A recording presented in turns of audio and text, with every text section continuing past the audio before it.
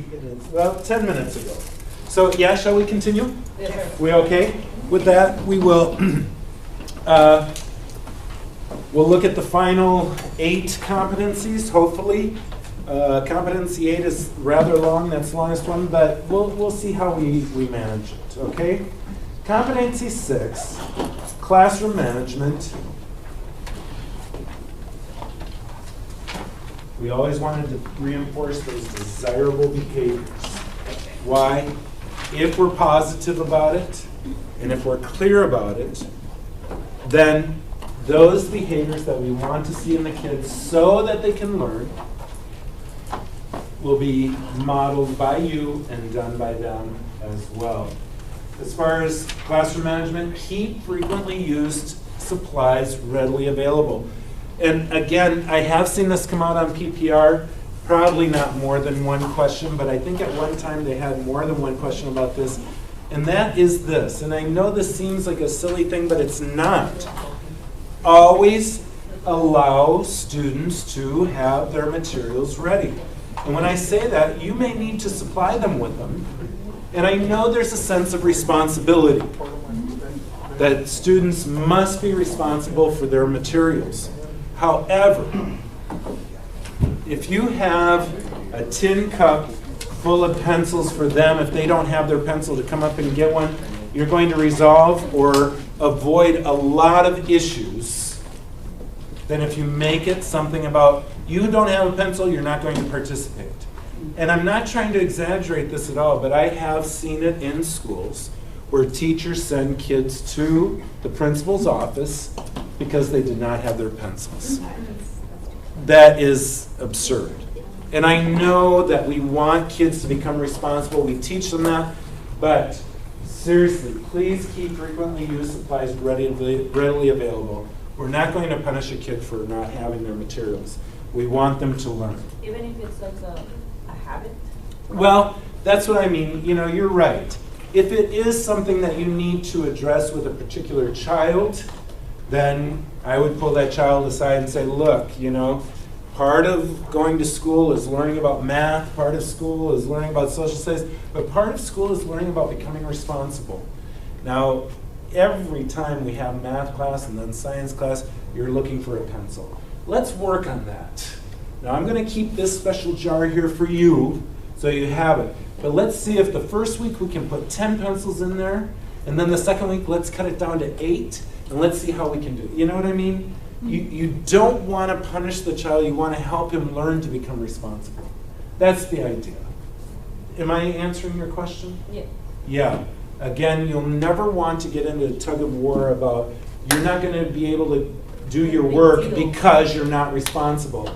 That's not it. Remember, the affective domain, responsibility, all leads to what? For them to become productive learners.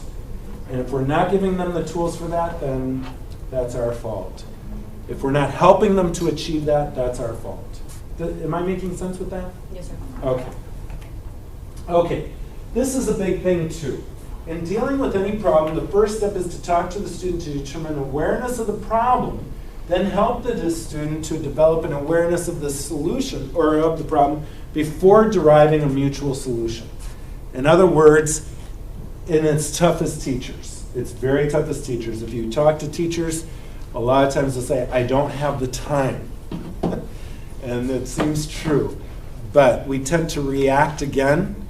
But whenever there's an issue, always try to get to the root cause. Always try to get to the root cause. If there's a problem with an individual, try to find out what's causing that problem. If there is a problem between 2 individuals, try to find out what the problem is between them. Does that make sense? Before arriving to a solution. Sometimes you just want to nip it in the bud and say, sit down, be quiet, let's continue. But if it's really an ongoing problem, you want to get to the root. As we mentioned before, you keep your safe and orderly routines in the classroom. Those do not vary. Keep your safe and orderly routines in the classroom consistent. However, you want to vary your instructional activities and use a variety of material and approaches. And I cannot emphasize enough how this is going to help guide you to answer many questions on the PPR. And again, when I say that, sometimes I feel like I'm just teaching to the test, and I'm not trying to. This will help you become a better teacher, which is what we want. Peer tutoring is recommended for dealing with misbehaving students. I'll come back to that in a moment. State classroom rules positively. I'll come back to that in a moment. And involve students in creating classroom rules. Let's look at these two first. State classroom rules positively, involve them in it. There was something that was very big for a while, probably for many, many years, and then it fell out of favor, and then it came back for a while, called assertive discipline. Do you know what assertive discipline is? Assertive discipline is where first day of school, students come into your classroom, you have the rules up on the wall. And you tell them, these are the rules of the class, this is what I expect you to do, and how to behave. It sounds good, but there's a more effective way. Involve your students in creating the classroom rules. First day of school, kids come in, you don't have the rules up. You know what, guys, we're going to be in here for 175 days this year. All 25 of us, 26 of us in this room, let's come up with some rules that we can live by. And if you get their input on it, they're more likely to follow those rules. If you just say, these are the rules, these are Mr. Myers' rules, and you better follow them, here are the consequences, it's not as effective. So, just like we've seen with some of the questions so far, in discussion with the kids, come up with a rubric for evaluating the test. In discussion with the kids, come up with a rubric for your rules for the classroom. Always in conjunction with the students, okay? Another thing is, state them positively. What does that mean?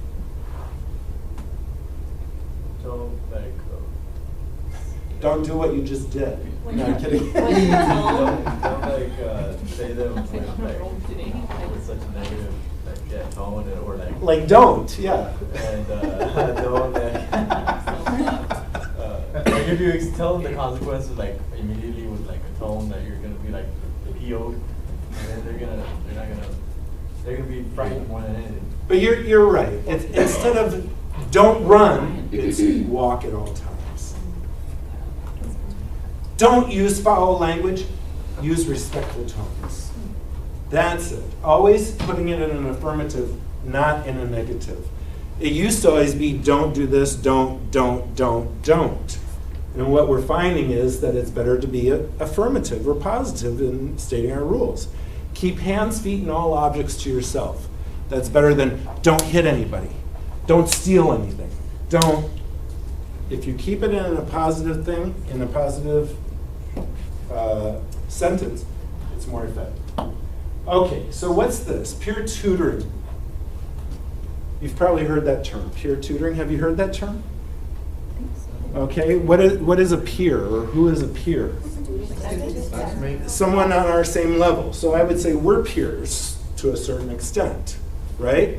So peer tutoring is students, in this case, tutoring students, right? What they're talking about here is to have a student who is a well-behaved student modeling for other students who are maybe misbehaving.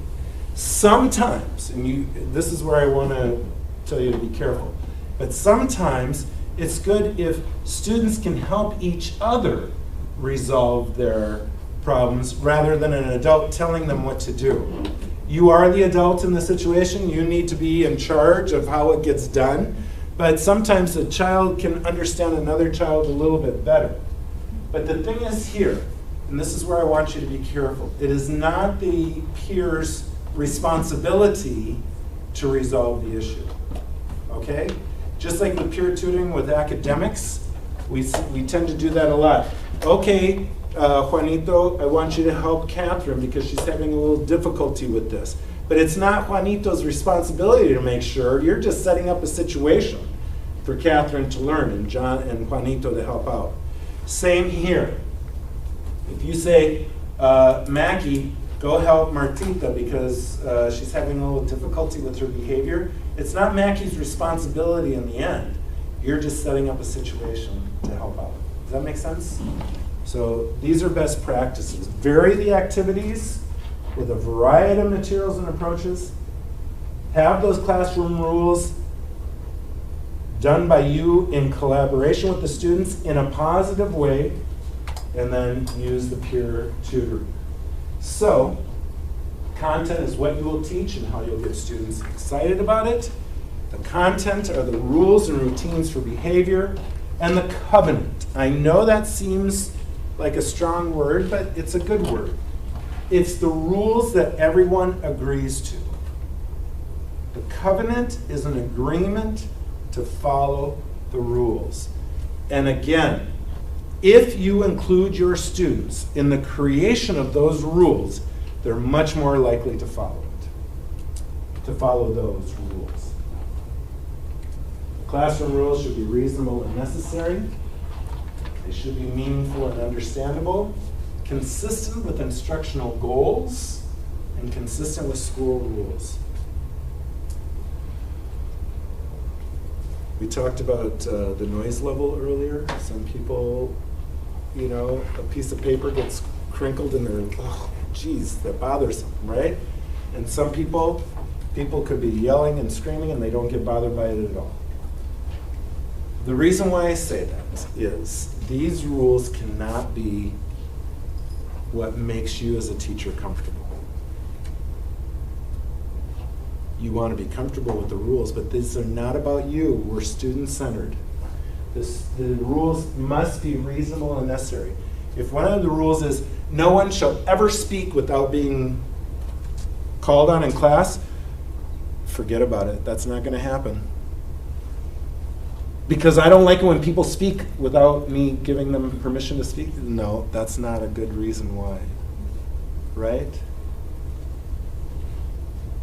Just from my experience, I can tell you that when I was teaching in elementary and in middle school and even a little bit of high school, we would come up with our rules from the beginning of the year. And you know what? First day of class, hey guys, we're going to be in this room together for this amount of time, and we're going to have to come up with some rules. Let's come up with them. And can you help me out writing them? And I need a couple people up on the board to write them, and then can you take notes for me? And okay, let's see, what are some of the rules? I tell you, you know what happens every blessed year? We fill up this board, we fill up this board, we fill up that board with rules, because kids will come up with a lot of rules. And then you say, let's boil this down to about 5. Is it going to be easier to remember 123 rules or 5 rules for the class?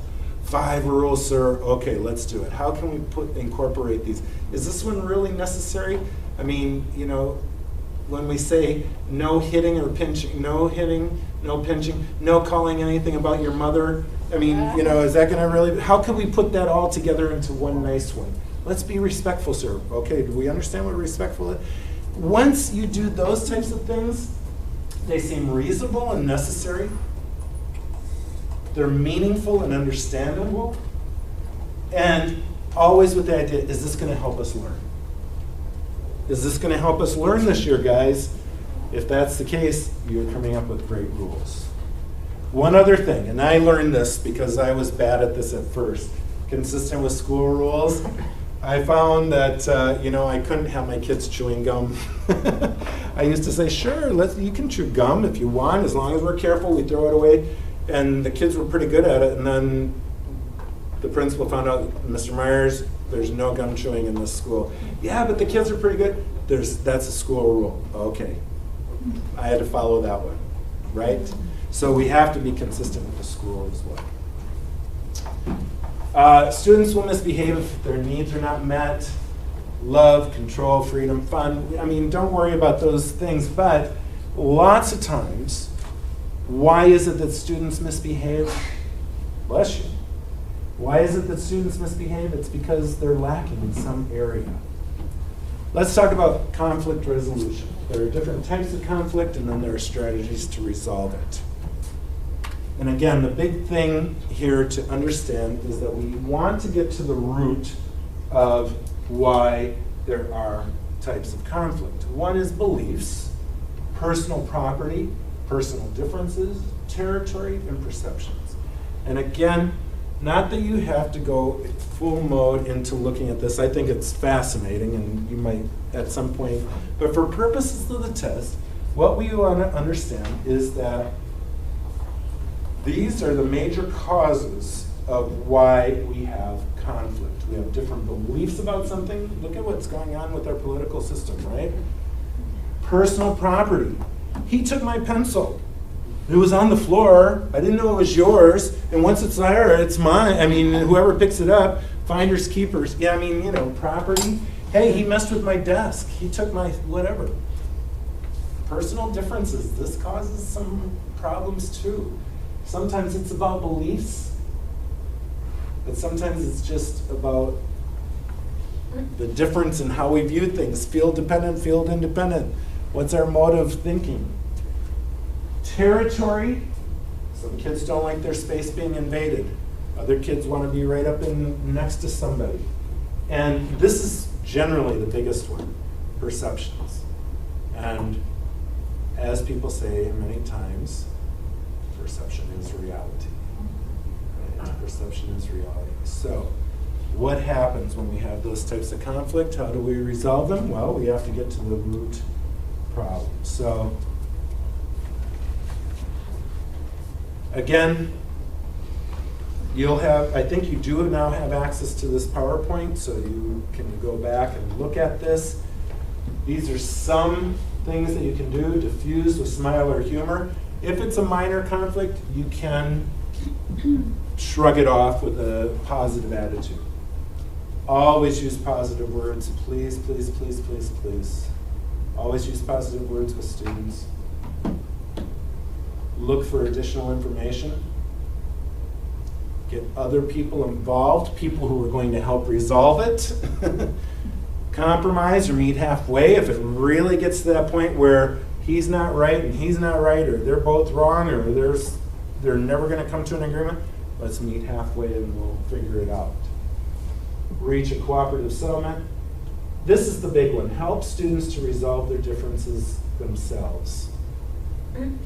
But then that last one too. If it gets to a point where students are getting physical, or there could be some damage to students, we must separate them. There does come a time for that. If you look, these are all kind of going from least to most. If it gets to that point. If a child has a rock in his hand and is going to throw it at a kid, you want to separate them. You want to separate them. When we talk about classroom management, we talk about how the students are best going to learn. So room arrangement, rows, we don't want to have students in rows. You can look at the reason why there. It really does limit participation. Kids in the front tend to participate more than kids in the back. Sometimes those kids in the middle get lost between as well. Also, rows, if I'm sitting like this, if I'm in the front row and you're sitting there and I'm talking to the teacher, you don't really hear what's going on. There's not really a discussion atmosphere, right? This is the one that you might want to put an asterisk by. U-shaped facilitates student interaction. U-shaped, so that people can see each other as they're talking. And as we mentioned earlier, discussion is an absolute part of this. Okay, any questions about competency 6? Classroom management. Okay, well, let's do competency 6, classroom management, page 6, questions 16, 17, and 18. It's 152. We'll take, what, 5 minutes for these 3? Think we got it? Okay, ready? Begin.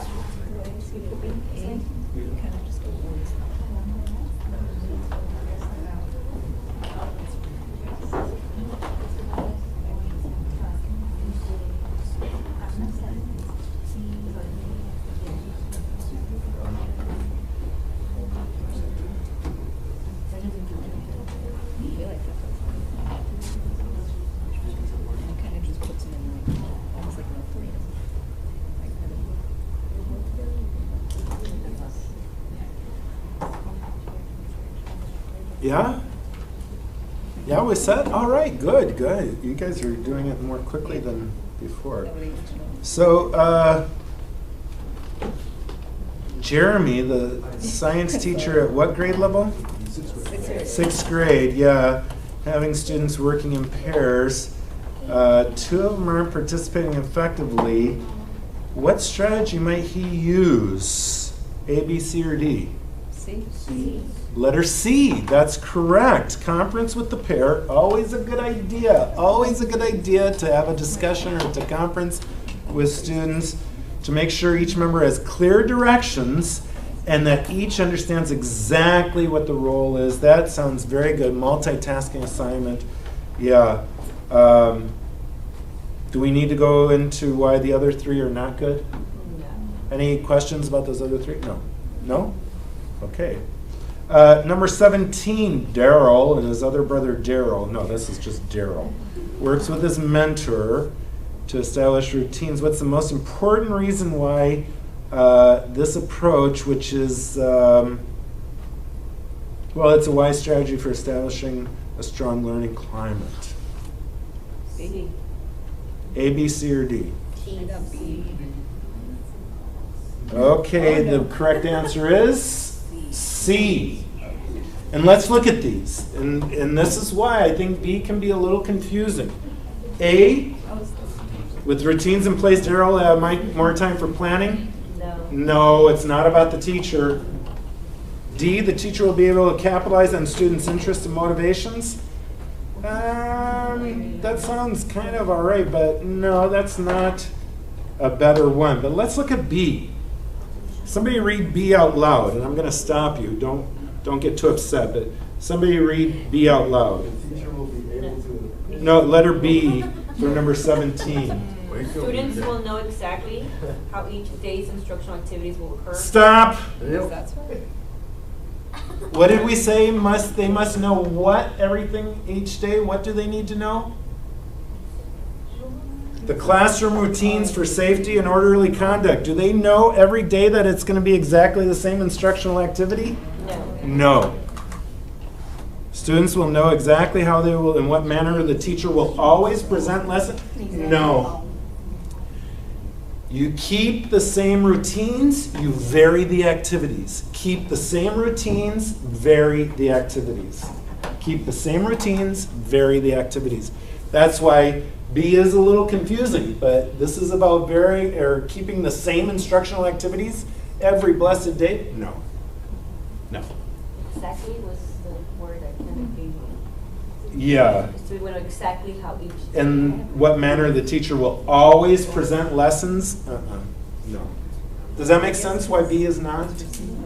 Letter C, the teacher will be able or be better able to efficiently, effectively use learning time. Oh my gosh, doesn't that sound heavenly? To effectively and efficiently use learning time. That's exactly what we want.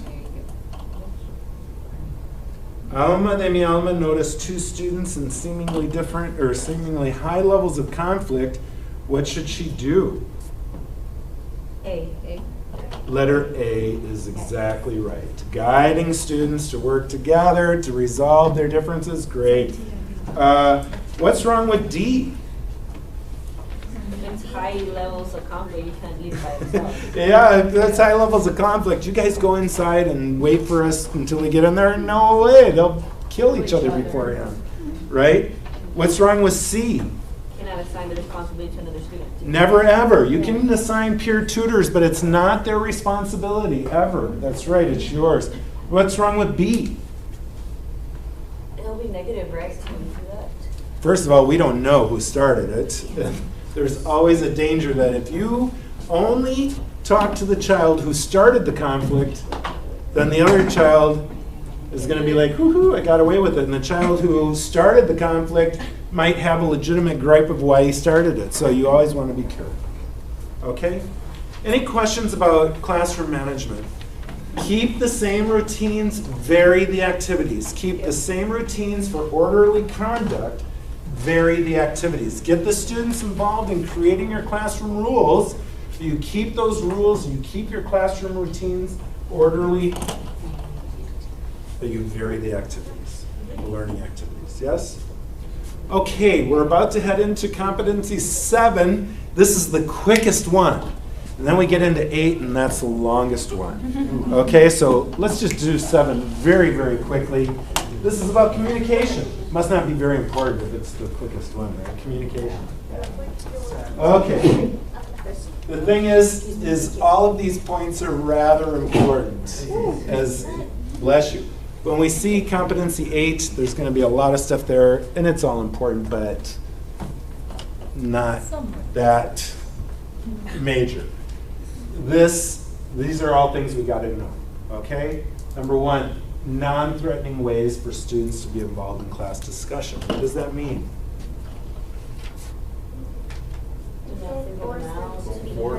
Don't single them out. Make them comfortable. Do not force them to answer in a way that's going to be detrimental to themselves. Open-ended questions for discussion are better, but always in a respectful way. We don't want to have a discussion about terrorism and then somebody making fun of a child's name in class, right? So, non-threatening ways, always with respect, but open-ended to allow for just non-yes or no answers or correct or incorrect. This one, I cannot emphasize this enough, and this does come out on PPR as well, using specific praise. Instead of saying, good job, which doesn't seem bad, but good job, it's much better to say, you did an excellent job of responding in the affirmative using the gerund. Yes. That's a much better one because you're telling them exactly what was good. Instead of saying good job, what was a good job? Being very specific in your praise. We saw from the very beginning, student-centered involves a lot of discussion. Many times, in large groups, if you start off a discussion in a large group, which there's nothing wrong with that either, depending on how you set it up, it can be a little intimidating for some kids to participate. If you have smaller groups, more children are willing to participate. And it forces more people to participate.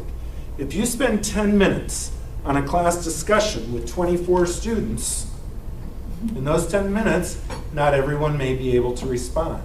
You spend 10 minutes in a discussion of 8 groups of 3, all 24 kids are going to be able to participate, right? So smaller groups are less threatening, and it allows for more discussion. Also, call on students randomly so all participate. Bless you, BJ. So, yeah, again, you don't want to single out kids who don't know answers, but if they all know, hey guys, I'm going to be calling on kids randomly, and I'm sure you've learned a couple of techniques, the popsicle sticks and all that. Did you learn about that? Take out popsicle sticks. Oh, it says VJ. VJ, you answer this one. And they know that you're not trying to get them or just calling on kids who always have their hands raised, but always doing it randomly so that all participate. Again, we talked about this a little bit earlier. We must allow for sufficient wait time so that kids have an opportunity to formulate their responses. And open-ended questions really stimulate more critical thinking. There's nothing wrong with yes, no, right, wrong, single response answers, but for classroom discussion, you want to get into more of those divergent conversations where different people may have different ideas and they're able to express them. Any questions about competency 7? Open-ended questions be like more like, for lack of a better word, like more shyness? Like from the More what? Like more like the kids will be more shy to answer the question. Open-ended? Open-ended as opposed to us. Well, Like whether you're ready. you know, and you bring up an excellent point. And that's where I would say what we want to do, going back to the very beginning of what we talked about, guide students towards that end goal. If, you know, what is it that you're teaching or going to teach? I know it's limited, but I want to do speech. Speech, okay. So, I mean, if you have a discussion at the very beginning of the class and say, okay, if you were to give a speech on the Syrian war, Civil War, what would you say? Kids might not be prepared to even talk about it so much. But if you have discussions, let's read this cartoon strip about what's happening in Syria. Let's read this. Okay, now let's say what would be your response to Bashar al-Assad in response to this? And then you get to the point where after 5 classes you say, let's have a discussion about what's going on in Syria. Does that make sense? So again, there's nothing wrong with starting off something, with trying to develop previous background knowledge and things like that. But for a serious discussion, it should be coming after we've been learning appropriate information ahead of time. Does that make sense? Am I answering your question? Anything else? We okay? Okay, let's do number 7. That was the quick one. Page 7, questions 19 through 21. Do we need 5 minutes? Yeah, okay, it's 2:07, we'll go to 2:12. Ready? Begin.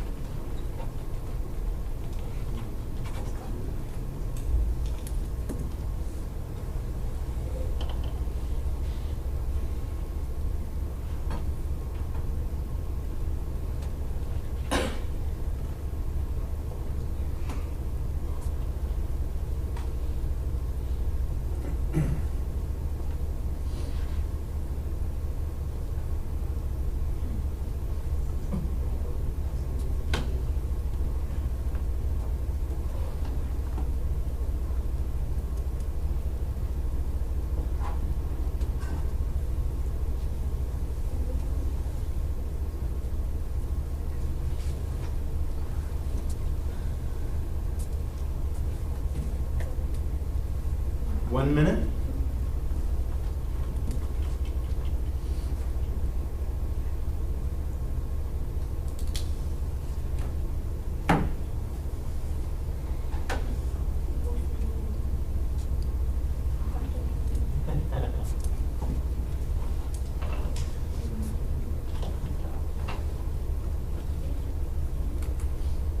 Okay, I tell you what I would like for you to do is for this one to turn to your partners at your table and see if you all have the same answers. And if you do, grand. If not, then see if you can come to a conclusion about which one is the better one. There's DJ, cooperative learning. There you go. You're wrong. I'm right. I'm big. You're small.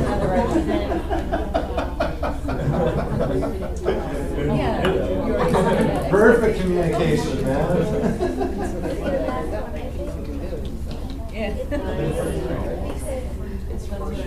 And then B, of course, when you're setting it, right? I was stuck between but I thought,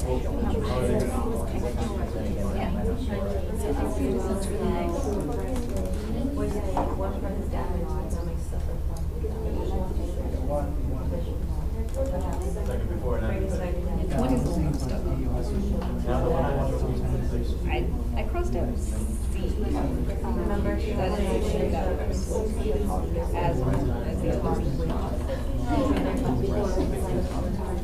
You think you have the right answers?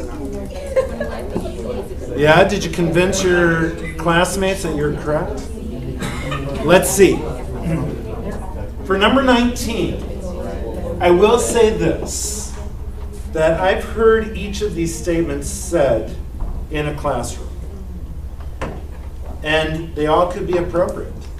They all could be appropriate, okay? So that's why it's important to really look at the question. And I know maybe you're not underlining or circling anymore, but looking at the question, what's important here?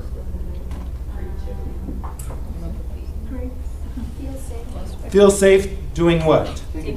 Taking risks. I think that's maybe part of the key here. Anything else? creativity. Use their creativity effectively. Right.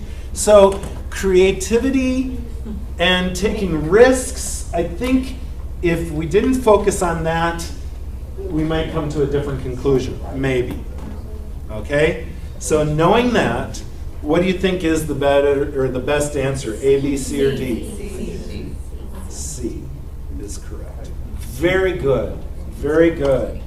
Excellent job. If you're reading that, then you're reading critically, and I'm very happy for you.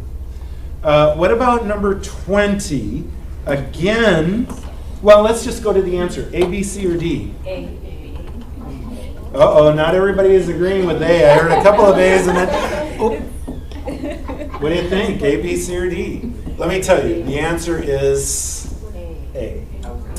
A is the correct answer. And if you got this one incorrect, I understand. But let's talk about this because what is the question? Effective communication skills. Yeah, okay. So, Which of the following are yeah, small group, greatest concern. Small group, greatest concern. And then, what's that last word at the end of the question? Initially. That, I think that's crucial again. Maybe a lot of these things may be good, but what is the first thing? And then going back, what is it that Casey wants to do? Improve communication skills. So what is communication? Talking to each other? Yeah, listening and speaking, really, right? Effectively listening to people and speaking to people, listening and speaking to each other. So I think if we read that question critically like we just looked at here, and I know it's tough now, we just kind of want to get through, but we have to remember that. Then it's going to help guide us in our answer. So let's look at the answer choices. We said the best answer is A. Why is A the best answer? We'll look at B through D if you wish, but why would A be the best answer? They're not listening to each other. What is it that he wants to do initially? Improve their communication skills. And communication is listening and speaking. And if they're not listening to them and talking over them, that would be a great concern. I thought it was just in some groups because I didn't want to make it seem like all groups. Uh-huh. Okay, And, you know, since it's a small group, I don't know, I just thought, yeah. I was confused, I was telling him between A and A and what? B. B? I just, Yeah. I thought B also. Actually- Really? Okay, well, let's look at that. But I think also looking at A, it does say often students are doing this. It's not like sometimes only a couple of kids. It's often kids are not listening and they're talking over others. That to me would be a great concern if your goal is to improve communication It's his skills. greatest concern, so if you're in some groups Initially. or in one group, that would, if everybody else is doing their job, it wouldn't be a great concern, but Right. if often they're all doing it, But, I think you're hitting the point but answer very choice- well. I know we're gonna get to it, but answer choice B, and I know this is initially, but answer choice B basically says we're leaving a kid out of the conversation. Yes. numbers is in some groups. So how is that okay to leave a kid out of? It's not Yeah, good. that's what I was It's thinking. not good. That's not good. But I think as you mentioned, All of them are bad, but. if it says which is worse? often kids are doing this, that's, And there's an issue. it's classroom wide. You have 1, 2, 3, 4, 5, 6 groups, and in some groups, in a couple of groups, they're leaving 1 or 2 kids out. You can maybe deal with those individual groups. But if it's often that the class is not listening to each other and they're talking over each other, that would be initially a greater concern. Would this be a concern? Yeah. But not initially and be the greatest. Does that? Well, I just thought, cause like, I'm out with that, cause like, Yeah. if you're assigning this to the students, the first thing you're gonna tell them is, everybody has to participate. And that's before the assignment is given. Yeah. You tell them everybody has to participate, so that, to me, that was more initial than anything else. I see what you're saying. Yeah. Yeah. Huh, okay. I guess I'm interpreting it a little differently, but I think that's overanalyzing though, because you don't know if a student is Right. on the Yeah. quiet side, and they could just be writing everything down, Right. or just observing. Oh, like they could just be listening Yeah. to everything going on. right, and I think that's the thing too. If let's say if in this group, you know, I know this would not happen, that you wouldn't be speaking, because you would be, right? You'd be talking, but let's say you're just there and everybody else is talking and they're just talking among themselves. She still could be benefiting by that conversation because she's listening. But when people are speaking over each other and not listening, that's definitely more direct. Yeah, that makes sense. Oh. Yes. So when, for this one, would the I'm like trying to keyword overanalyze to everything. eliminate would be in one group at times in some groups? I think so. I think when they talk about a concern for a class, if they say, Matthew, the individual, what would be of greatest concern, then you look at that individual. But if it's the greatest concern for the class, most of the kids better be having that issue. If it's just a couple of kids or some of the kids, then that would not be the greatest concern for the class, So if I. right? Yeah. So I think you're right. You know, looking at it, which of the following initially is the greatest concern, often, as opposed to some groups at times, and in one group? Yeah. Which one is of greatest concern? Often. Goes from bad to worse, so basically we're choosing the worst scenario. Yeah. Yeah. Again, I'm not trying to minimize the problems in the other three, because those are problems that you would want to take care of. But initially, you look at what's good for the whole class. Does that make sense? Are we all right with that one then? So 19 is C, 20 is A, 21, Mary, the first grade teacher. I hope you remember this was first grade. What's the best thing for her to do? A, B, C, or D? I guess B. Letter B is correct. Why is B the best answer here? First graders, be best. First graders, very good. Where are they? Sensory motor, no, they're past that, but they still are learning through what? Their senses. Through their senses. So if you bring a real thing, remember we mentioned manipulatives and realia for the little kids, much more effective than telling them or even drawing them.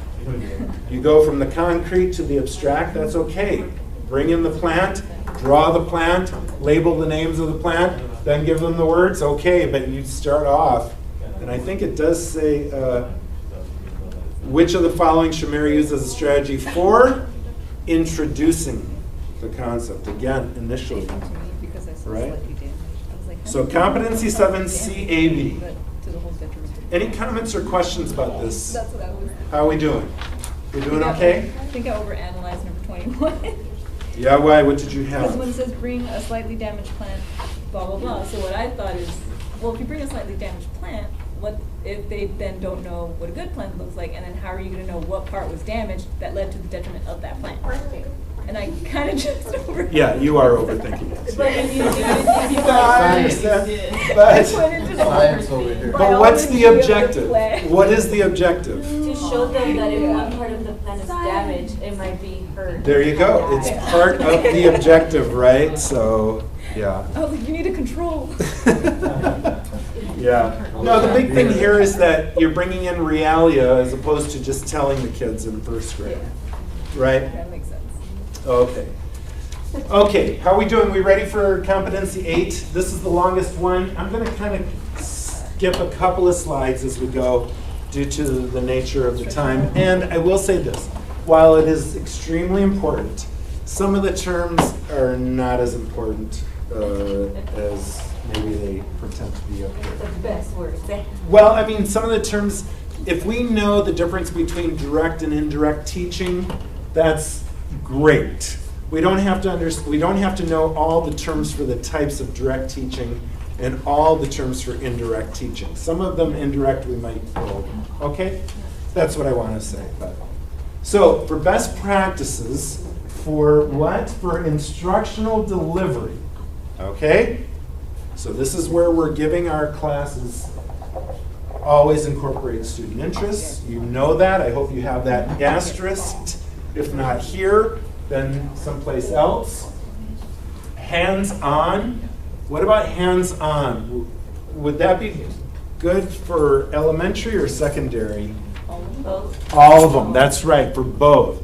Hands-on learning will always be beneficial to students, especially at the secondary level in the initial modes. Okay? This is what we're going to go over a little bit. Inquiry, discovery, and cooperative learning to develop critical thinking. And we always want to activate that prior knowledge, right? Always, always, always tie in previous knowledge to what you're going to present for that day. Sometimes previous knowledge is about their lived experiences. Sometimes it's about what you covered the day before, but always tie it in to something that they can hang on to. Yeah? Okay. Again, this is divided into the different types of direct instruction, different types of indirect instruction, and different cooperative learning. We're going to breeze through that because we just have to know what direct instruction is, what indirect instruction is, and what cooperative learning is. Basically, what is direct instruction? Like a lecture? Okay, that's an example of it, yes. You're right. Teacher-centered? Teacher-centered in the sense of who's doing all the work.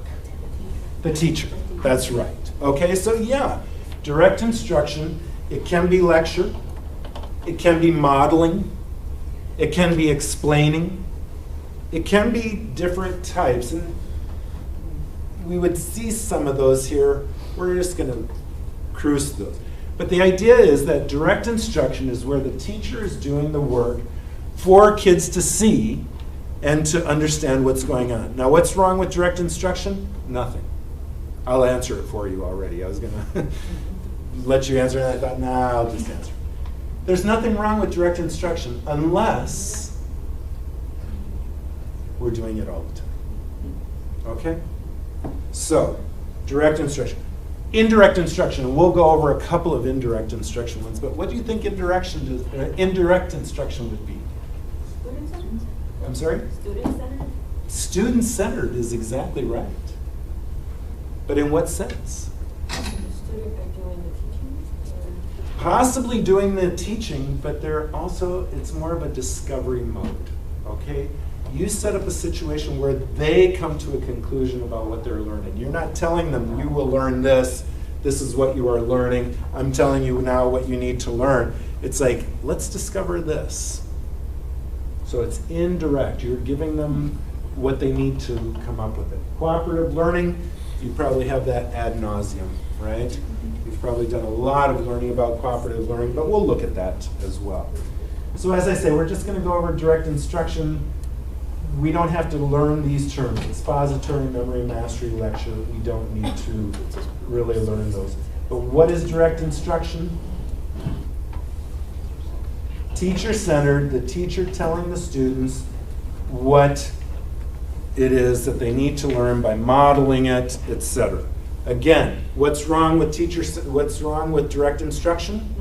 Nothing, as long as you're not doing it all the time, right? Okay, let's look at indirect instruction. We'll talk about a couple of these. We're not going to talk about all of them. We'll talk about the first one.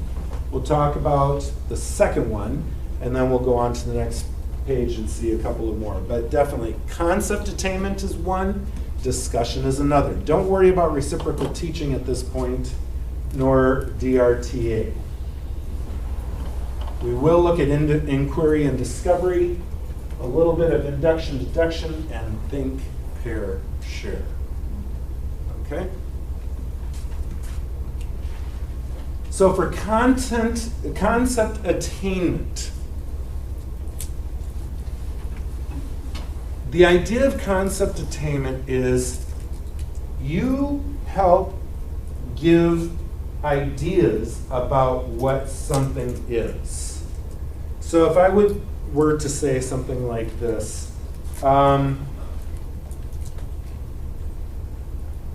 it has 4 legs. Okay, well, you start thinking about all the things that might have 4 legs. It has a seat. Now you start thinking about all 4 things with 4 legs and a seat. And then I might say, it has a backing to it. Okay, it has 4 legs, a seat, and a backing to it. Could be all these different things. And it sits one person, it's a chair. Right? Instead of me just telling you, this is a chair, and this is what defines a chair, I'm kind of going backwards. I'm telling you the qualities of a chair so that you come to this attainment of the concept. I know that's a very quick example, but that's what concept attainment is. You give the qualities of something, and then they come to the conclusion about what it is. So if we were to say, we're going to look at, even tell them what it is ahead of time. We're going to look at rectangles. Okay? Let me tell you what some of the qualities of rectangles are. They have right angles. Well, it could be a square, it could be just a corner, it could be, it's a two-dimensional figure. Okay. You start giving the qualities of something, they come to the idea of what it is. Does that make sense? Again, I wouldn't worry about these things so much. If you understand the difference between direct and indirect, that would be the big thing. But indirect, there's this idea of concept attainment where you give the qualities of something and they come to the big idea. Discussion, discussion, discussion. Again, I hate to say put another asterisk, but I'm going to say put another asterisk about this. If you have discussions in your class, it's never going to be a bad thing if your discussion is about the attainment of an objective. Set the purpose, define the rules, monitor the discussion with key questions, and summarize the discussion. We're not going to worry about reciprocal teaching at this time, nor DRTA. But inquiry discovery, and again, this is probably something you know already. I don't want to go over it too much. Hopefully you've gone into this a little bit and maybe even practiced it a little bit in some of your classes this semester. This is where you present the problem. And then you get students to research it by gathering the information, gathering the data, Then they look at all their data and they interpret that and they come up with their finding. They come up with their finding based on that, and then they make a prediction and then they test it out. Again, I know I'm going over it very quickly, but inquiry, discovery, just the term of it helps us to understand that we as teachers are not directly teaching anything. We're giving the students the materials to come up with constructing their knowledge. Is that too much? Is it understandable? And again, I don't want to get bogged down on it. All of these slides, almost every single one of these slides could be a semester's worth of work. I know. And so it's a review, but hopefully we're getting the main ideas from this, right? And is that making sense? You're not telling them what the answer is, they're discovering it. What's the difference between induction and deduction? Sherlock Holmes, what kind of thinker was he? Inductive or deductive? Deductive, right? What did he go? Like induce them, like you make them. Yeah. Deduction is where you go from the general to the specific. And induction is exactly the opposite, going from the specific to make a general statement. So, induction. I observe that this pencil, if I write on this piece of paper, I see a grayish mark on that paper. Now I could do it twice and I'd see the same result. So I'm going to go from that very specific thing that I just did to a very general conclusion. Anytime I use a pencil, I'm going to see a grayish mark on that paper. That's a very general statement based on one specific example that I did. Does that make sense? The second one would be deduction? Yeah, that would be induction, going from a very specific example to going to a generalization. And deduction is exactly the opposite. Ha, I see some gray marking on that paper. I deduce that this young lady right here has a pencil and she wrote on that paper. I do. Look at that. I was right. Right? So again, without going into a lot of specifics, you might want to just Google deduction versus induction.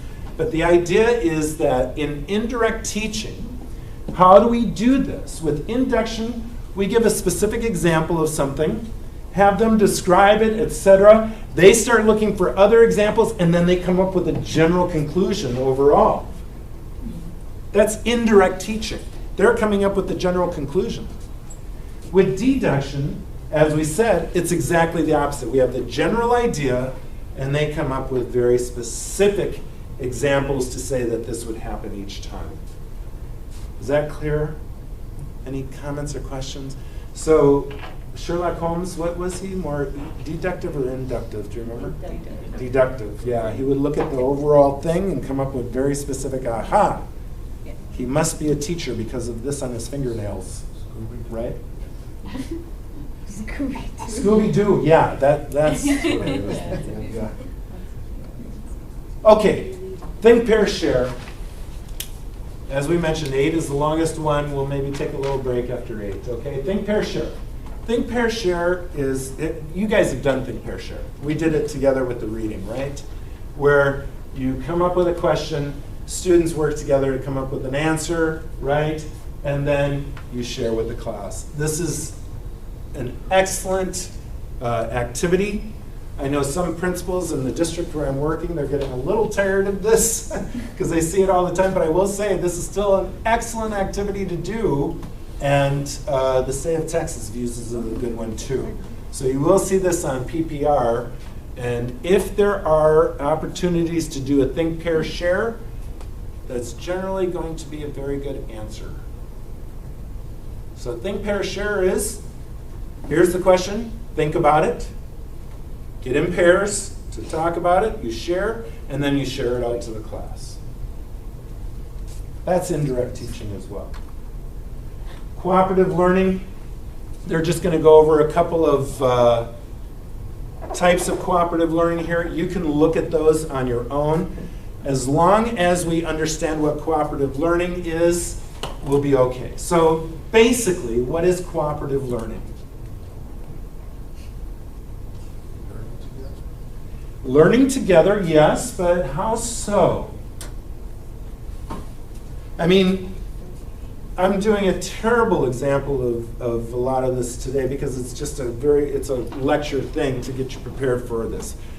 But in cooperative learning, you could say that we're learning together today, but this hasn't been cooperative learning.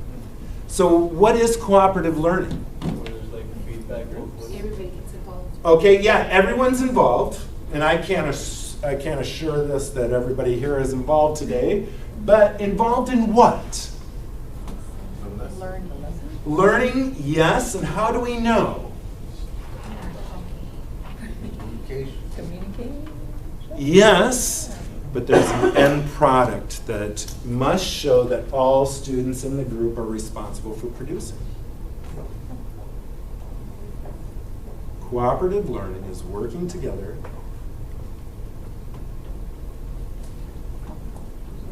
to have a product at the end that demonstrates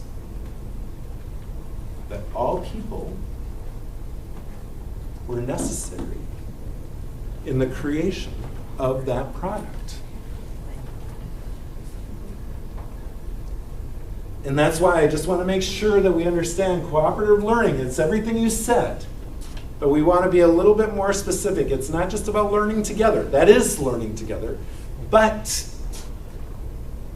what we're doing, we're kind of learning together here, but it's certainly not cooperative learning. It's when you work in small groups and you create a product to show an achievement of that objective, and there's demonstration that all members were part of the creation of that product. Does that make sense? Now the product can be something on paper, it could be an actual thing, or it could be a presentation. But there has to be evidence that all members were part of it. Bless you. Bless you. Thank you. That's it? Yes. Good job. 2 of them. And Okay. you can trade some. I'm sorry, you usually do 3. I know, I thought I was kind of waiting because it looked like... Wait for the next time. No? Okay. So we won't go into these. You have these here. You can look at them, and if you want to Google them and see more about them, that's fine. The idea is this. If you understand that we maintain our routines for a safe and orderly environment in our classroom. We maintain our routines and our rules, but we vary the activities. We maintain our rules and our orderliness, but we vary the instructional activities in our class. That means we're going to be doing direct teaching, indirect teaching, cooperative learning. Direct teaching, very teacher-centered, but not so much that he's forgetting the students. It's still about the students, but the teacher is doing all the work. Student-centered would be more of the indirect teaching where the teacher sets up a situation and the students find out what it is that they're learning. Cooperative learning, students are working together to achieve an objective, and they must somehow demonstrate that all students were involved in the production. Yeah? We okay with those? A couple of things. Again, ELLs, what does ELL stand for? English language learners. It's now being incorporated more and more into the PPR. We have to make adjustments and accommodations that appropriately address their language learning needs. If that means we're doing direct teaching, maybe it's giving them the vocabulary ahead of time. If it is cooperative learning, ensuring that they're with a more proficient peer. If it's indirect, perhaps it's allowing them to use their native language in the discovery. Does that make sense? We need to accommodate for them. Do not reduce the rigor or simplify. And I think we've talked about this before. We never ever say, pobrecito, they can't do it. They can't do it, so let's put them back a grade level. Or you know what? I know this is really tough, so let's just They don't have to do it. No. They must. They must achieve the same objectives as everybody else. The only thing is that we give them accommodations to help them do that. Do you remember, did we talk about the difference between an accommodation and modification? Did we ever talk about that? Have you heard of those terms in in England education? Modification, accommodation. Do you know the difference between them? Let me just kind of tell you. And maybe we'll get to it in the special education department, but I think it's important for us to know. And if I could just have your eyes up here for a moment, okay? And then after that, you put your eyes wherever you want to. But right now, so that we understand, do you see this right here? What is this? Tack. It's a tack. It's a thumbtack, right? So let's say I'm saying that the objective for today is that we reach, good? It's concrete. We reach that thumbtack. That's our objective. We're going to get there, guys, okay? And so we teach the class and everybody comes and woohoo, I reached the objective. I reached the objective. Bless you, there it is. There it is, okay. Now we can rest. Okay.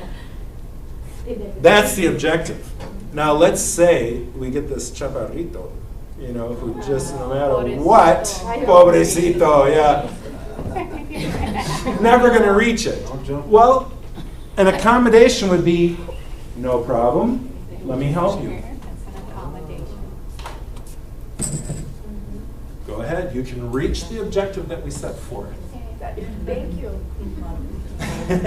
It's because of the coffee, you know that. Okay, so they reach the same objective with an accommodation. Now, what's a modification? That kid, no matter what I do in class, allowing him to use his own language, allowing him to use simplified language, no matter what, he has an intellectual disability. Here's your objective. That's a modification. An accommodation is where you keep the same objective, but you give them help to get there. A modification is where you change the objective. Does that make sense? And I think we need to know that sometimes those terms are used interchangeably and they're not the same thing. They're not the same thing. With our ELLs, we make adjustments and accommodations that appropriately help them to get there. We do not change the objective. We don't say, oh man, they're never ever going to be able to understand the causes of the Civil War. No, they can do it. We might ask them to write it in phrases rather than complete sentences. We might give them vocabulary to use while they're writing their answers, but we don't change the objective. We never reduce rigor or oversimplify. Right? Always build on that cultural and language background. The scaffolding, as we've talked about. Always incorporate them or integrate them into the community. We never ever separate them. And I know I say this here, but I've been up in Kansas, I swear to you, I've been up in Kansas talking about ELLs, and they're like, oh, really? We need to incorporate them into our classrooms? Really? I know. They see it almost as a special education thing and that they need to be separated. Yeah, I know. Here it's just, Normal. hello, No, here it's normal. those are the kids we have, but we need to understand that. Even at the secondary level, sometimes I see a discrimination more at the secondary than elementary. Integrate opportunities to use all 4 language domains in the content areas. You might want to put an asterisk by that one. What are the 4 language domains?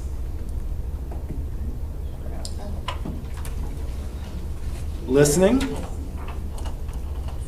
speaking, reading, and writing. Thank you. Yeah. Listening, speaking, reading, and writing. Those are the 4 language domains. LS, RW, listening, speaking, reading, and writing. So what the state of Texas would say is, and it's true, is that we're all language teachers and we need to incorporate all 4 language domains. How do we do that? Interaction, scaffolding, multiple opportunities. Listening, speaking, reading, and writing. Remember, for teaching our ELs or ELLs, texts or TEKS are the basis for all instruction. We know that for all students. But the ELPs, what are ELPs again? English Language Proficiency Standards are part of the TEKS. There's going to be a revision next year, but they are still part of the TEKS. That was the longest competency. Whew, how do you feel? We got through it, right? I know, it was tough. We'll take a little bit of a break after we do this part of our test. Competency 8, instructional delivery, page 8, 22, 23, 24. We got 5 minutes. Focus in on those important vocabulary words so we don't get distracted. And ready, and go.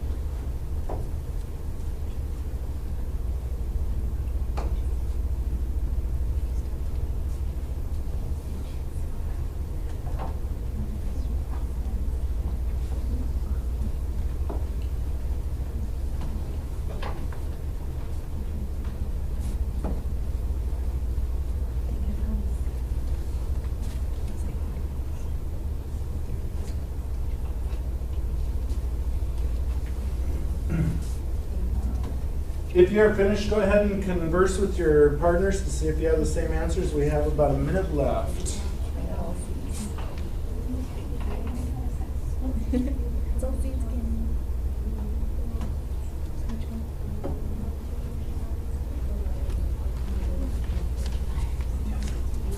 so sorry.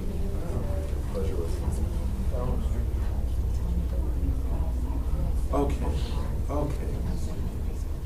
Oh, absolutely no. that's, you gotta go to, yeah. Good one, too. Okay. Sorry,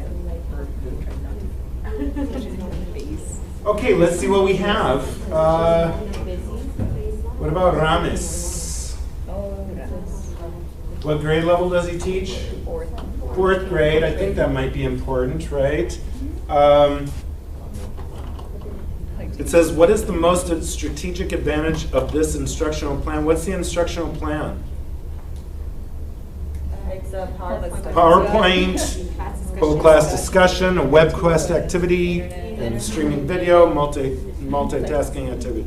Okay, so what is the most strategic advantage of doing that? C.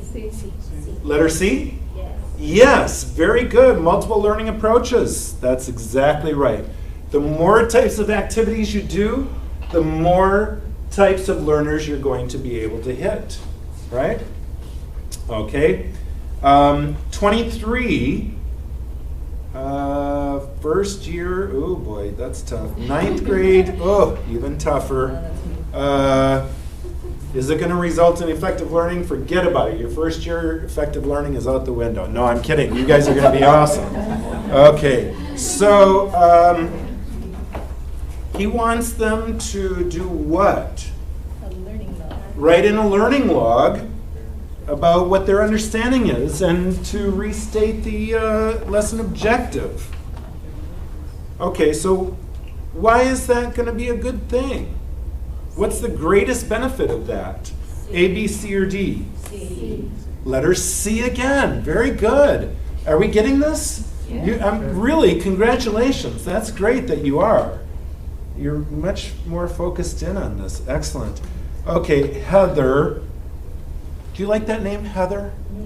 Yeah? Okay.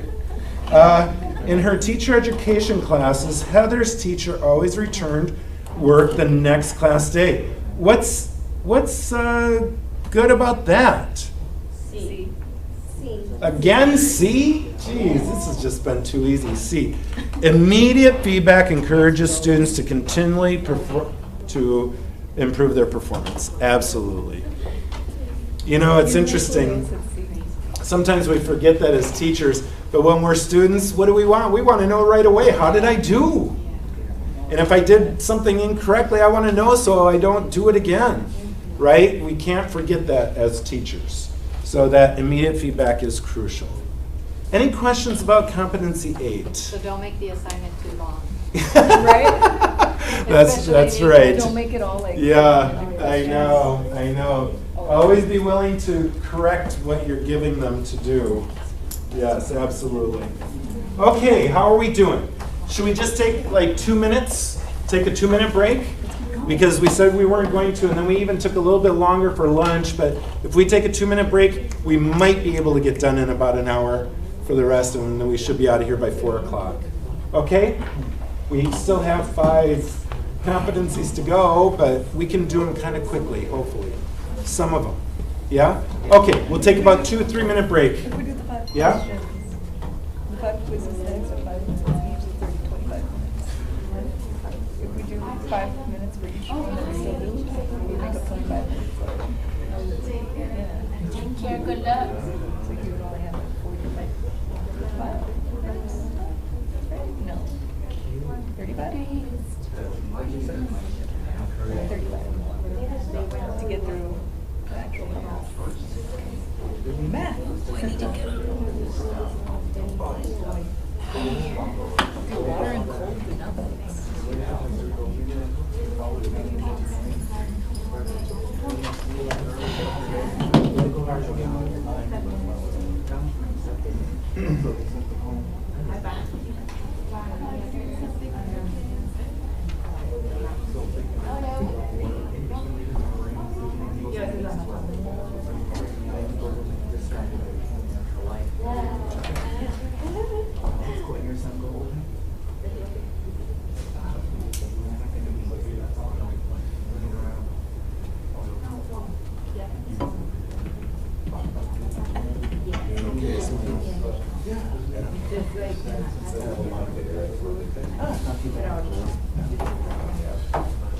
Everybody will watch that. easier for me because I'm standing up. Seems like that's more Thank tiring. you. But no, it's more tiring sitting down, I Do think. you have to go tomorrow? Yeah, you don't have the upper back support or right height. So now, you weren't part of this cohort. No.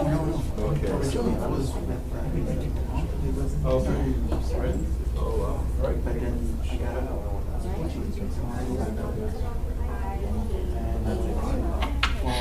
was my major computer science. And then after that, I was working with Alan, with Stuart, got married. Canada. Cool. So now you're going to go back into education. Yeah. Oh, I love. So you're going to teach science at the secondary level? The only way I think I can get people right away is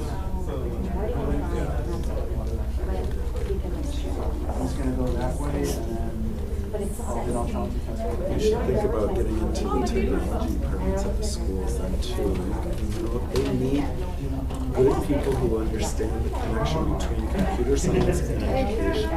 Sometimes there's a little bit of a disconnect, and I'm not being negative because some people are very good at it, but sometimes they can fix your computer, but they don't understand why it's for education, or vice versa. Educational people don't understand why you can't just do this for computers. And I don't know if that would be interesting to you or not, but That's what I wanted to do originally, but when I was looking I wanted to do because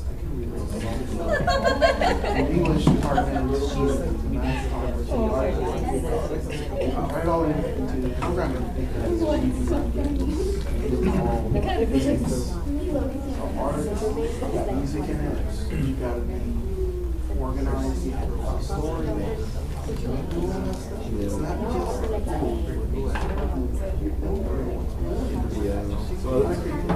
well, I think we need people with that attitude, that knowledge base as well.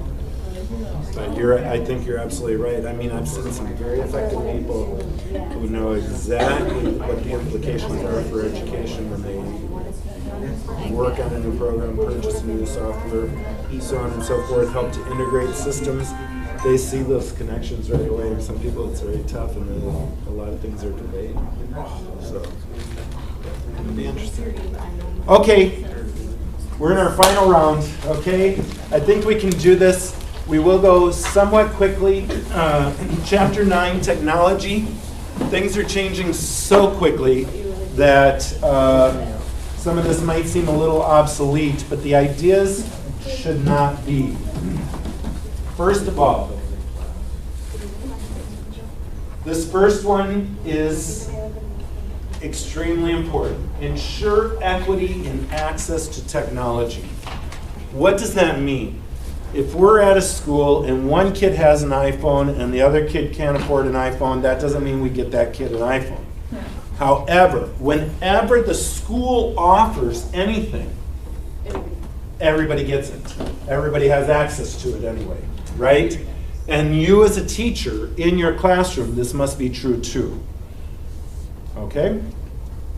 Students technology can be used to increase motivation. This is becoming more and more important, not just students, but adults with alternative facts and fake news out there. And oh my gosh, Google is just coming up with a new, not triangulation, what is it called?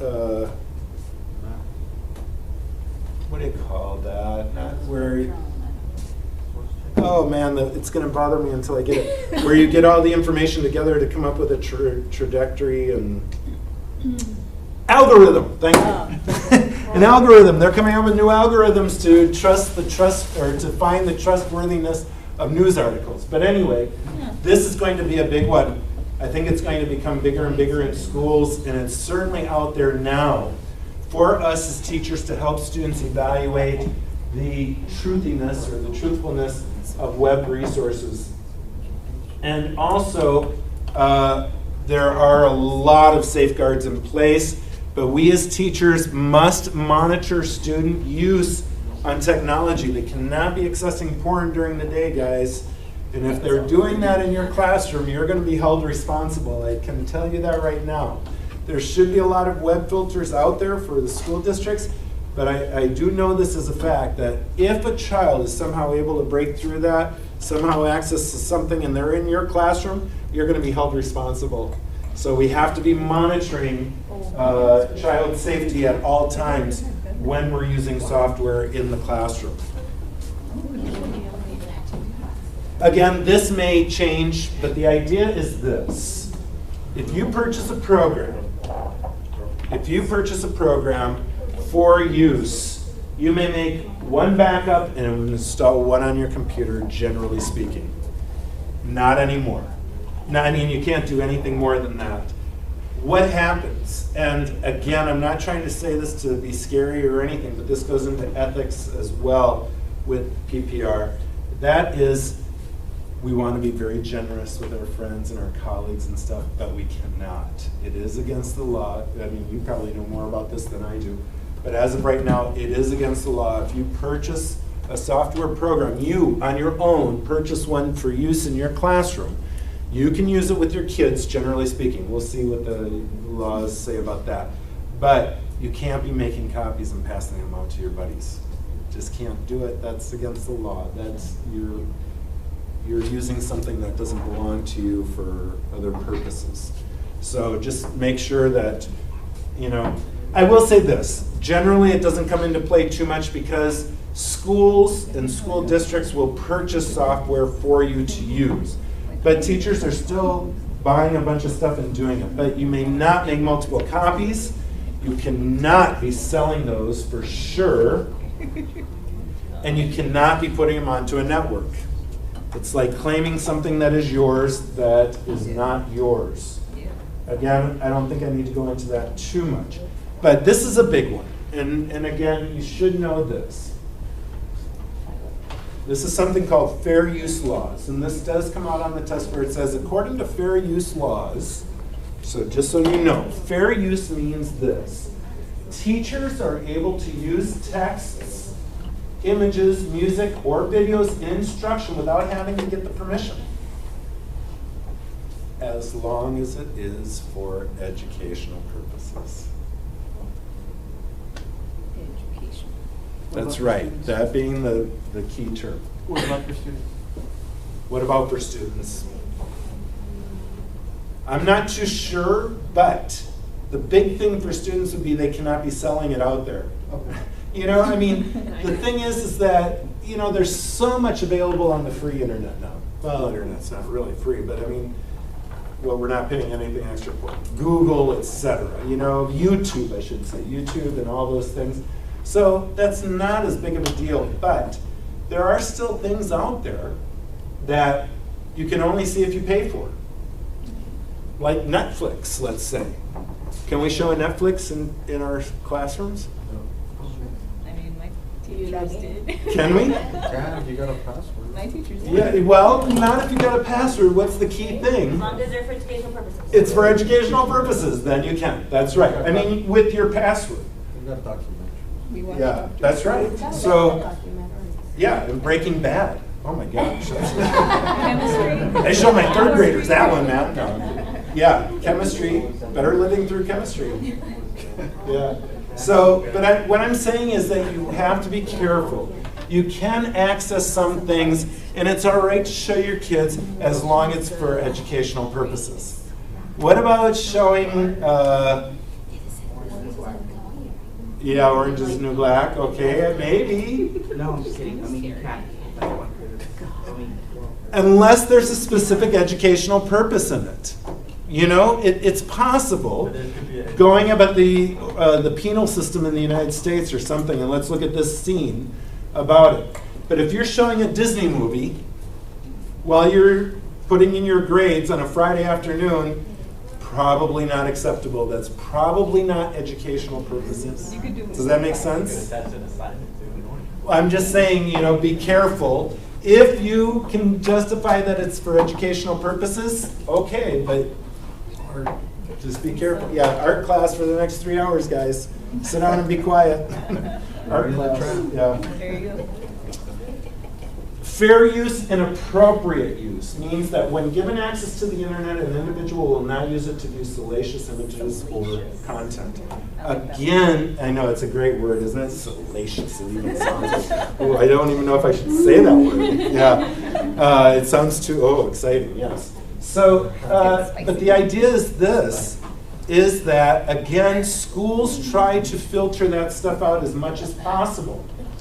And students will sign something at the beginning of the year saying, I will not view salacious material throughout the year. However, if it happens once and we get the kid, okay, great, then you'll be okay. But if it happens and it's happening on your watch on a consistent basis, you could be held responsible for that. So you want to be very careful.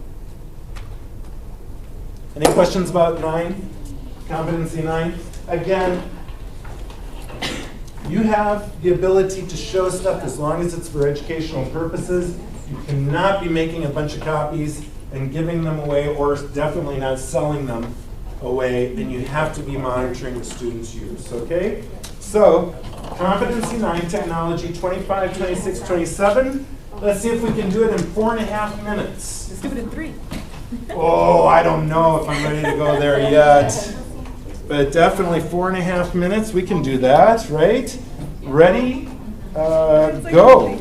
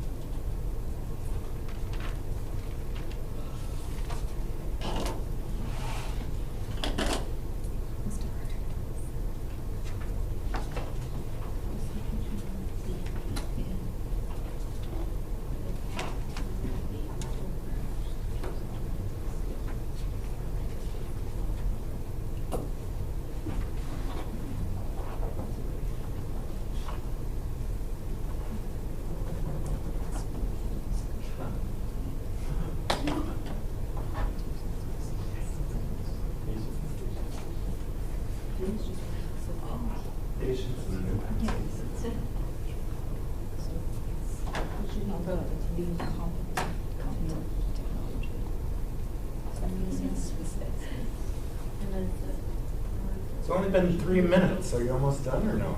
Yeah. Oh, really? Wow, that's pretty good. We still have at least a minute and a half left. If you are finished, go ahead and start discussing with your partners, just to see if you have the same answers. Come to an agreement if you can.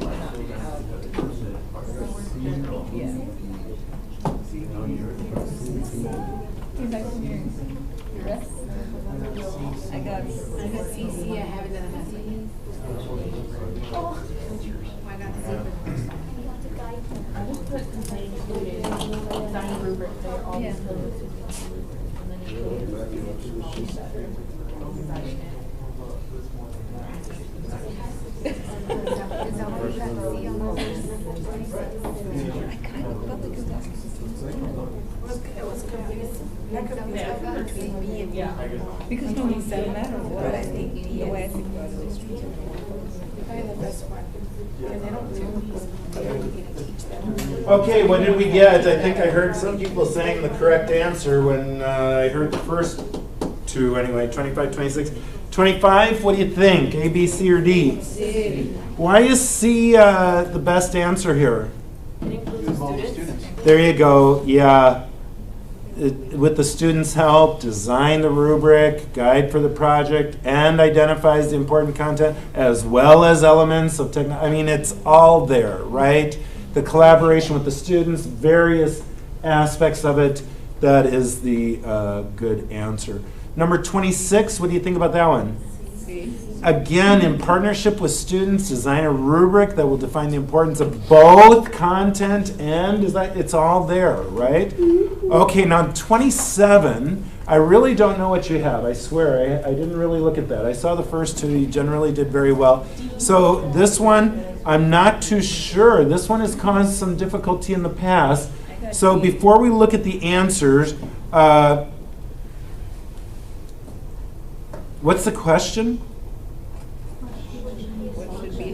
What should be his focus?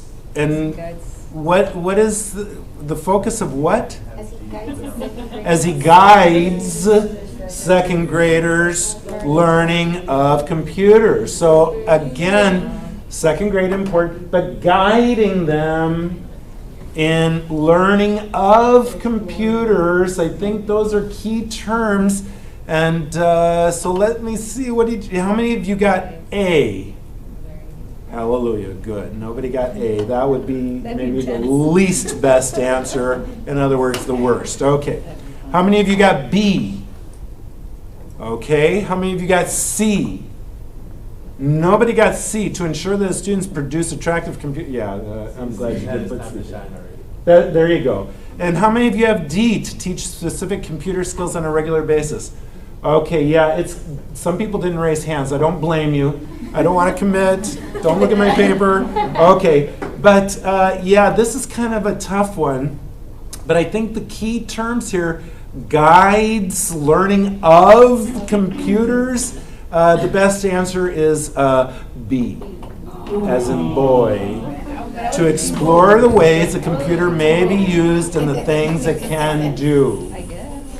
I guess is right. Now, I will say this, probably in a couple of years when they revise the TEKS for technology, they're going to say, hello, they're in second grade, they already know how to build computers now. But as of right now, it's still, they're little children. It is time to explore the use of computers to see what it can do and what it cannot do. I don't think you can have D without E, if that makes sense. They're not going to know what skills to practice if they don't know what the computer is willing, is able to do. Man, you're tough. You're tough.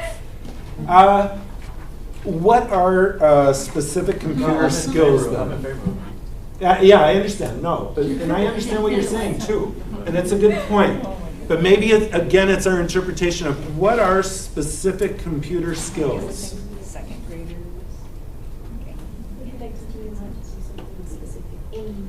Yeah, I would say specific computer skills could be even keyboarding, maybe. That could be one. One could be search internet, right? How to access internet and to access a search engine, right? Part of it could be to maybe pull up different programs like Word and PowerPoint or something like that. But before they're able to do that, what do you want kids to do? Explore it. Before teaching them specific skills. Because I think the idea here is, you could go about it either way, BJ, and I think you're making a good point. But the idea here is, let them at it. Let them just play with it for a while. You can tell them, here, click on this, but that's not teaching them a skill. That's just allowing them access. So I think the idea is exploring, typing on it a little bit. Oh, wow, when I press this button, the letter P goes. When I press this button and this button, the capital P goes. They're just exploring it for now. And then when they are able to understand what a computer can do, then you teach them the specific skills. I think that's kind of the idea. And you're going to explain it much better than I did again. And I do appreciate it. Yes. No, seriously. I was going to say second graders are just learning. They really don't know between left and right. They're still learning their directions. So the last thing you want to do is confuse them more because if you tell them, turn on your search engine, what? They don't even know what it is. Yeah. So when you tell them, okay, click on the right, to close the page, you're going to have to click on the right X, like left, right. Like they still don't know which one's which. So you will confuse them more, and then once you confuse them, they're just going to shut down and not really kind of learn. And again, I think that's the idea, is just, they're little kids, let them explore. Let them explore out there. And again, I think this is going to probably change sometime soon. I mean, again, I know I'm mentioning Olivia probably too much, but Olivia, that kid, I mean, she's clicking on things, she's moving up the screen, she's saying, oh, I want to play this one, and she'll click on certain things. It's going to change because we're becoming so adaptive. But as of right now, second grade is about exploration on computers. Okay? Yep. Okay, let's go to 10. And 10 deals with assessment. Yeah, it's up there. Competency 10 deals with assessment. Let's see what it says.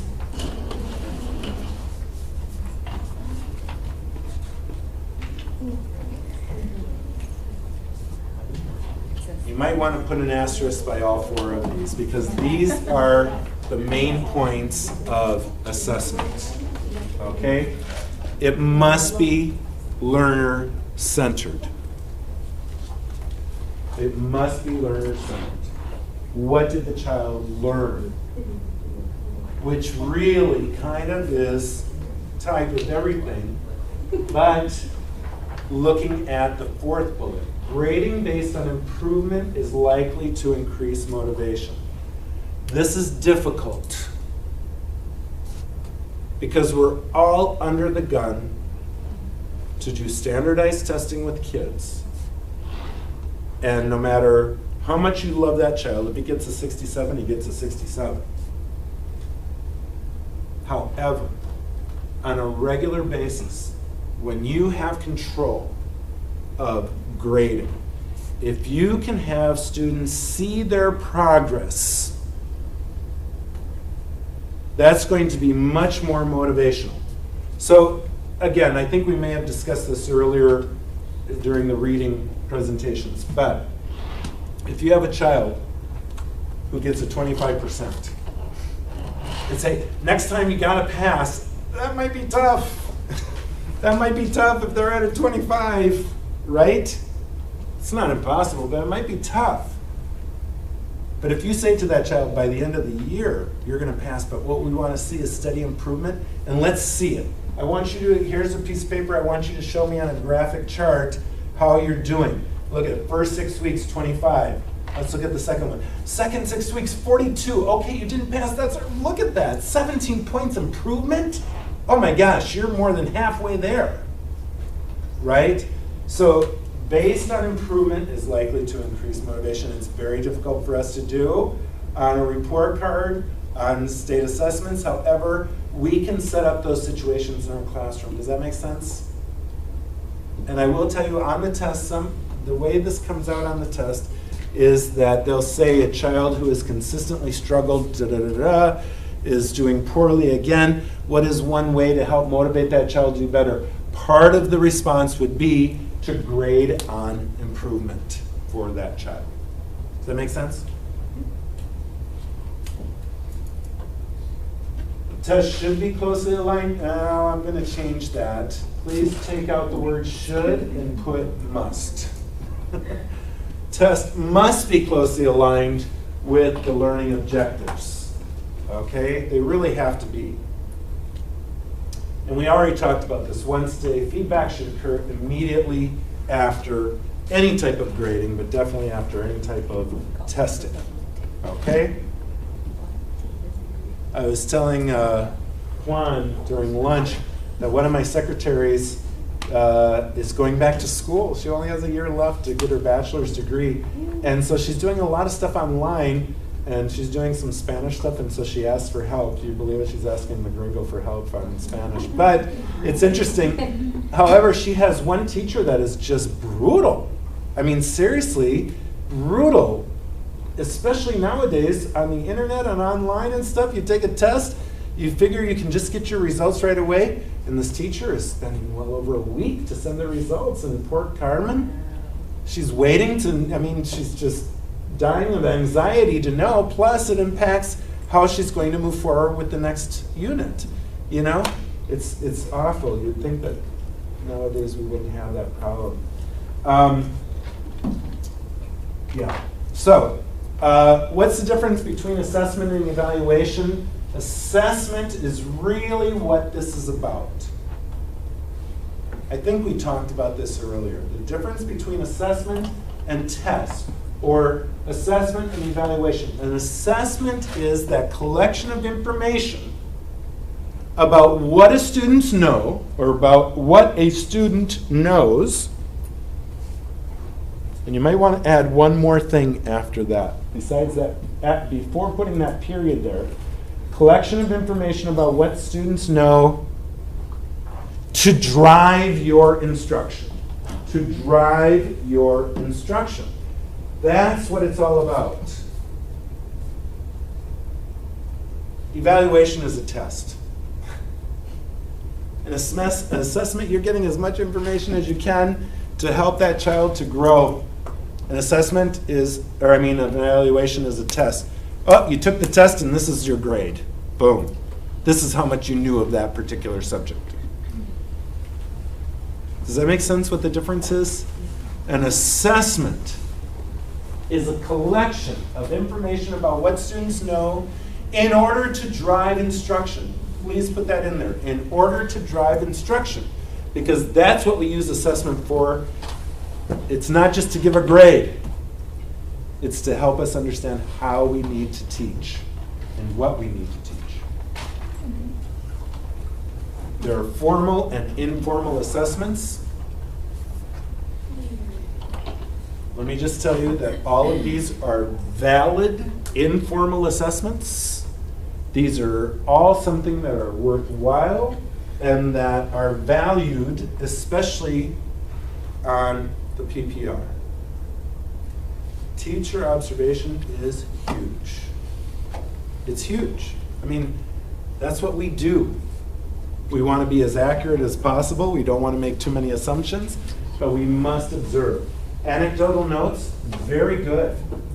Very good, where we're writing down our thoughts and our ideas about what's going on. Self-assessment, what does self-assessment mean? Students are checking themselves. They're checking themselves. Peer assessment, they're checking each other. They're helping each other. Informal inventories. Can he do this? Can he do this? Can he do this? Can he do this? Yes, no. Pre-K, I hope you guys are working in school districts where pre-K uses informal inventories. I hate that when school districts are giving us 75 and 93 and pre-K. Can the student count to 10? Yes or no? Can the student count on his fingers? Yes or no? Can the student say good morning? Yes or no? Those are informal inventory checklists as well. some journal writing, and portfolios. Portfolios, did you guys do portfolios? Have you done portfolios for yourself to go to a school to, no?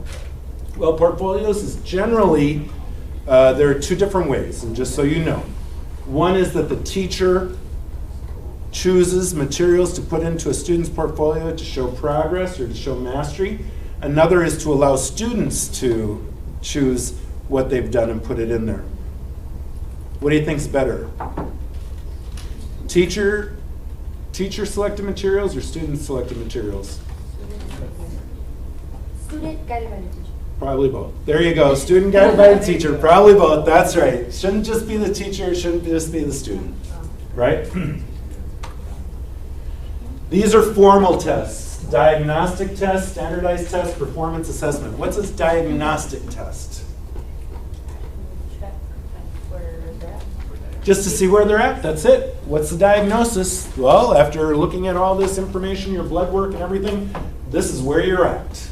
That's exactly what a diagnostic test is. Just to see where you're at. It's not a grade. It's to see where you're at. Standardized tests? What are standardized tests? For a grade. Possibly. But what does it mean when we say standardized? Generally it is, but It's the same standard test. what does that mean, standard, though? I want us to understand this because I'm surprised I've heard some teachers. Multiple choice, true or false. Standardized, anyone? They have the same standards everywhere. It means the same conditions using the same test for everyone. What do I mean by the same conditions? You guys are going to be taking the PPR. What if they said, well, in South Texas we'll give you 120 minutes, but over in Midland we'll give you 90. That's not a standardized test. It's 90 minutes for everybody. It's 90 questions for everybody. That's what we mean by standardized test. That's all it is that it's the same conditions for the same test for everybody. STAR is a standardized test. Like at a certain level, they have to know a certain amount of skills. That's right. The third grade STAR reading in English is the same test throughout the entire state. Now they have field test questions that don't count, so those we won't include. But here, these 80 questions that you have, they're going to be pretty much the same for everybody. If not, scientifically shown to be very similar, if not the same. Okay, what's a performance assessment? Kind of. Generally, it's a performance doing something for it, though. Observation, watch, and record, construct a response item, an essay, oral, respond by speaking instead of writing, or projects. Again, where there is a product at the end, this is performance assessment. Okay, so again, informal, formal, they should carry similar weight, if not exactly the same. We know the reality in the state of Texas is that standardized tests carry much more weight than informal. However, for purposes of the PPR, informal assessments must be done. Teacher observation, checklists, logs, etc. Competency 10, assessment, page 10, 28, 29, and 30. 5 minutes, or no, 4.5, right? 4.5, ready, begin.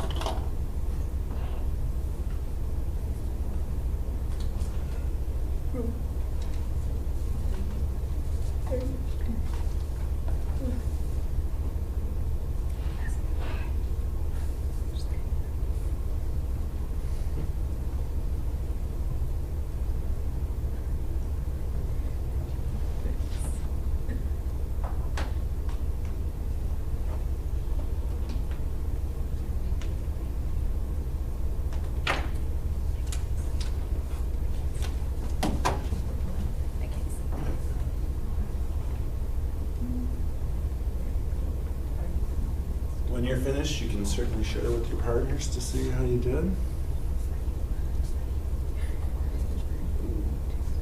Oh my gosh.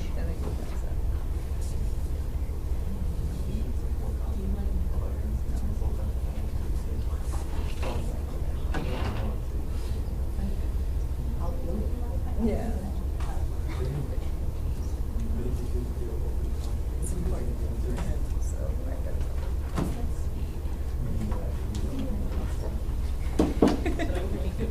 I'm okay. It's cool. Just give him cake. Just give him cake. You know that. Like, if I was the student, I would be like, I got 10.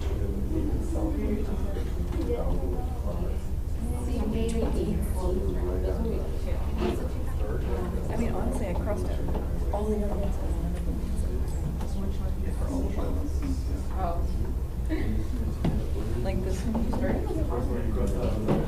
I think so. Oh, okay. See, but it can't be. So seems like a lot of it comes from. I mean, it can't be A because it says there's a little praise. And then there's praise, and that's good. My class is doing solutions. Okay, let's see. That was.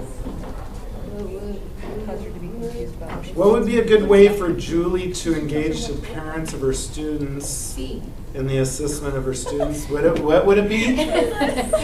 We just know, just answer C and it's always going to be right, right? Yes, good, it is. Letter C, very good. So 29 is C also? No. Oh, okay. So what is 29? A. It is letter A. Are we cool with that one? Okay, well, I'll ask in a moment. What about number 30? This one I know has caused some people problems in the past, but I think you guys are going to get this one all right. What is number 30? C. D. D. Ooh. Yeah, see, you went to C once too often. That's all right. Yeah. I'm sorry, what? It's letter D, yeah. Why? Okay, that's a good question. Yeah. Let's see. I love it. No, the answer is not Y, it's D. Okay, so I tell you what, could somebody please read her response out loud? I mean, in the box, read this out loud, and I might stop you as you're doing it. You have made a lot of progress in your writing skills. You're making fewer errors with those punctuation challenges you had. Stop. So far, what is this telling us? that she's been making progress. She's getting better, right? Hey, pretty good. You made a lot of progress. Fewer errors in that area that we were working on before, right? Okay, now continue. I've marked your errors in use of nouns and pronouns and would like for you to work on how to match the pronoun with the antecedent noun. Antecedent? Antecedent noun. Mm-hmm. Be sure a reader knows the reference noun for the pronoun. Now, what about those last two sentences? Tells her what she can work on.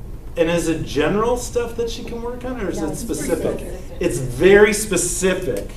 Pronouns, antecedent nouns, the reference nouns for the pronouns. It's very specific, okay? So I would just like to say this is an excellent model for all of us to use. Start off with something positive and specific, right? You are making fewer errors with those punctuation challenges. That's very specific, I would say. And then be very specific on what they can work on. So personally, I would say this is a very good note on a paper. So, based on what experts say about effective and corrective feedback, what's the best analysis? Again, start off with something positive and specific, and then something you can work on and be specific about that. So, will her comments likely be resented by the student?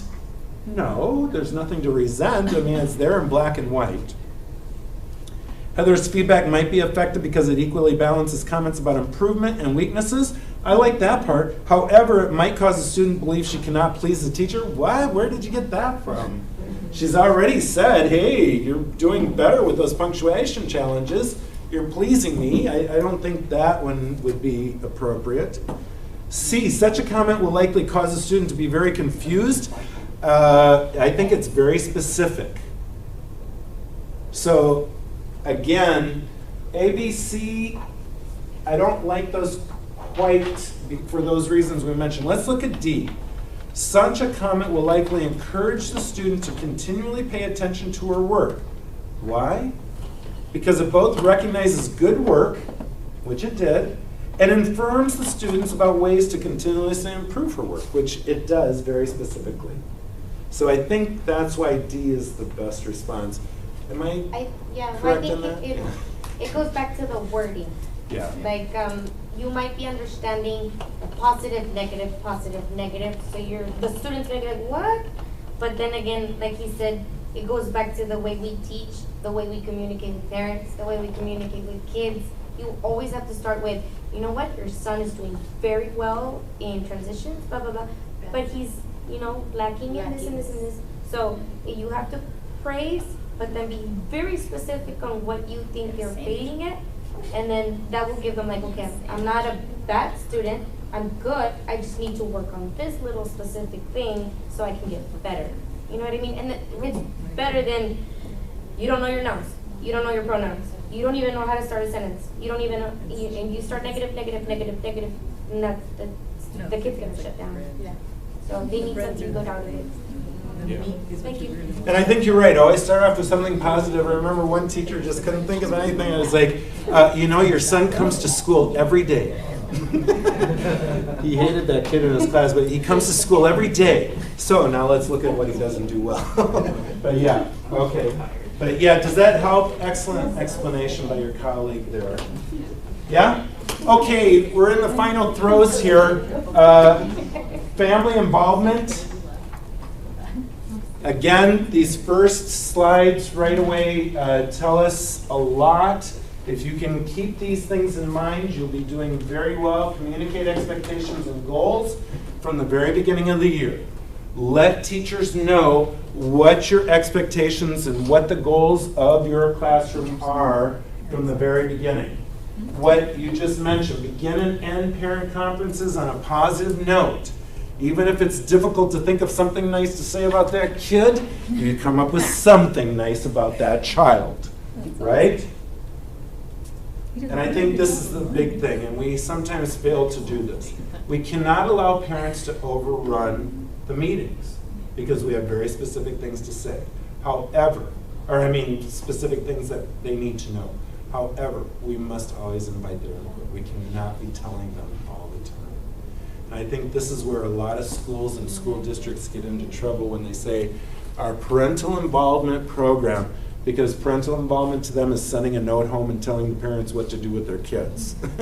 We can't just be doing that. It's about the communication. Family involvement, not family tell the family what to do, right? Okay, contacting with parents should be ongoing, systematic, and positive. And again, I don't know if we've discussed this in previous classes, but I will tell you this. Steve is in my class, and Steve has some behavioral issues in my class, and Steve's not doing well in mathematics in my class. First day of school, Steve comes to school. I call Steve's mom and say, hello, Mrs., what is your last name? Aranda. Begins with an A, I knew that. Aranda. Hello, Miss Aranda. Steve is in my class this year, and I know he's going to be doing great things. I just wanted to introduce myself. Thank you, bye. A week later, you see Steve is having difficulty with his behavior, with his math. You call, Mrs. Aranda, how are you today? This is Mr. Myers, Stephen's 4th grade teacher. I just wanted to let you know that Stephen was prepared for all classes today. And I'm really looking forward to having a wonderful year with Stephen this year. Well, thank you very much, Mr. Myers. Okay, we'll see you later. Bye. A week goes by. Hello, Mrs. Aranda. This is Mr. Myers from Stephen's teacher, and I just wanted to let you know, math is going to be a little difficult this year, but boy, I'm really looking forward to having Stephen in my class. I just wanted to call and let you know that. Thank you very much, Mr. Myers. Well, thank you, Ms. Aranda. Take care. Bye. Bye. Fourth week. Mrs. Aranda, Stephen is having a lot of difficulty with our math this week. Really, Mr. Myers, what can I do? If you set it up like that, holy cow, the difference you're going to have with your parent response rather than waiting to that fourth week. Mrs. Aranda, this is Matthew Myers. I'm Stephen's teacher. Yes, how can I help you? Stephen's having difficulty. Well, I don't know. I never, geez, you avoid all that. Those first 6 weeks, you set up a positive, ongoing, systematic, and positive relationship with that parent. When you call with a problem, they're going to be looking at it a little bit differently, right? Does that make sense? I think that's a good suggestion for you. For behavior problems, focus on and offer suggestions for improvement rather than punishment. Kind of tough. Always focus on the positive aspects of that child, but say, you know what, you're really good in this, but you know what, this is not good. We need to improve this aspect of your behavior in class, son. I love you very much, but what you just did is not right. Right? Resolve problems collaboratively. Use various forms of communication with parents. Oh my gosh, the way things are now. My daughter, Sophia, with her 3 children, all of her teachers send her texts almost every day. Almost every day. About how the kids are doing in school. It's wonderful. School districts have the online thing where you can find out what assignments are and how the child is doing. Yeah, we need to keep that up on a regular basis. This first one, I think everyone knows this. Send notes home in the parent's native language. Let me just say this, please. Please make a note of this. I don't know if this will come out on the test. I haven't seen it before, but this is for real life here. Please check your notes before sending them home. I've seen notes written in English that are just horrendous, sent home to parents, and I've seen notes written in Spanish that might even be more horrendous, sent home. Espero que tiene muy buen año, an año without the tilde on top, and I was like, oh my gosh, no, I'm serious, and parents are saying, this is my child's teacher? So please, please, please have someone check your work before sending it home. Seek help from the counselor for serious problems, always, always, always. Okay, let's look at competency 11, the family. Communication is huge. Family involvement is huge, but it's understandable. Keep the family involved. Be very positive, but be specific about the issues. Allow them to discuss with you. Okay? So let me just tell you before we begin, I don't know how this happened. These were updated, but there are still a couple of errors from the tax before. Number 33, it says tax. Again, I don't know how that happened because it should be star, because this is much newer than when the tax were around. But anyway, go ahead. 31, 32, 33, the family involvement.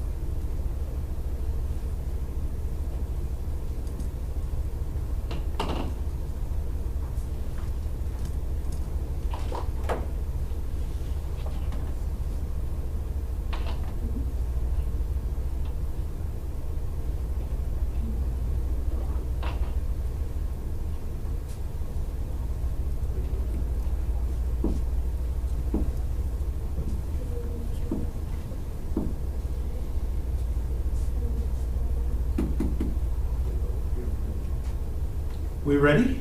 Or not quite? We'll take a minute. Another minute.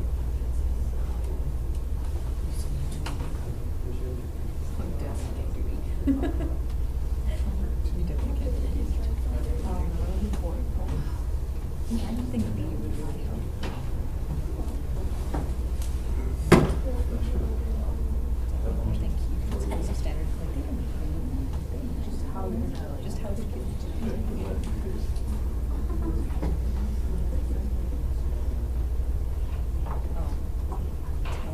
how the teacher will address the areas. I don't think that's right.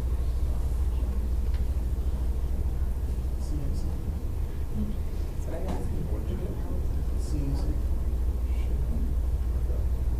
Just one.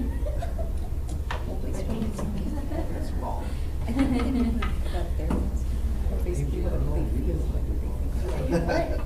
Which I think is okay. Yeah. I like this. Bless you. Bless you. Okay, number 31. What is the question for 31? How can Benita ensure that when she invites the parent in for a conference, the discussion will be productive and will result in a positive outcome for the student? That's right. Okay, so again, how can we ensure that it's positive and productive? Why? What's the problem? They called to complain about the Yeah. homework. Yeah, the parent called to complain about what? That the homework wasn't relevant. Right, about the homework. So how old is this child? Senior. Senior in high school. Okay, so yeah, it's excessive and unrelated. Come on, man, what are you doing to my child? So what is the best thing for Bonita to be doing? A, B, C, or D? C. Again, yes. C is correct. Why is C correct? We don't have to look at the other ones unless you want to, but why is C correct? Because it kind of lets the parent go point by point why they think it's wrong, but then you can also rebuttal and be like, oh, but you know, this is why it's important. Right, because it's involving various things. It's getting the parent feedback, which we said is important. Listen to the parents, allow them to express themselves, and listen to them. But then you explain why and how the homework is important. So you're doing a couple of things, and you're not going to say, okay, well then I won't give homework. I mean, there has to be a reason for it, right? Okay, so what about number 32? A, B, C, or D? B. Letter B? Correct. Letter B is correct. Inform parents of our expectations. Where? At the beginning of the year. Or when? Yeah. What would be an effective strategy? And we talked about this. Always inform parents at the beginning of the year what your expectations are for the students. Okay. Number 33 sometimes can cause a little difficulty. What's the question? Which of the following should be Carolyn's primary emphasis during the meeting? Right. So what should be the primary emphasis? I think hopefully you looked at that. Primary emphasis. Some of the other things might be fine, but what's the number one emphasis? And it says during the meeting, well, we got to go back and decide, what's this meeting about? Her performance. Her performance on what? On the STAR, right? So let me just ask you this. I think this has caused some confusion in the past. When is STAR administered? Near the end of the year. At the end of the year, right? It's at the end of the year. I mean, the writing has already been administered in 4th and 7th. 5th and 8th grade reading and math have been, but those will be re-administered. The rest are going to be at the end of this month and beginning of next month, right? So it's at the end of the year, right? So what should be the primary emphasis, A, B, C, or D? I guess C. C. This is a tough one, yeah? The answer is Is it C again? A. Hey, Let's look at C. Let's look at C. You got it right? All right. You should be forceful. You're a forceful lady. Okay, let's look at C. And this is why I mentioned we need to look at the question a little bit. To describe Jamie's academic strengths and needs as indicated by the assessment results, I like that. But then it was the second part. But it's the second part. And tell the parents how the teacher will address areas in that need improvement. It's kind of It's like at the end of the year, too late. You let next year's 5th grade teacher do that, right? This is why, I mean, understanding that STAR is administered at the end of the year might have helped us to answer this one. Okay, did some people say B? Nah, yeah, this, again, this should have been done beforehand.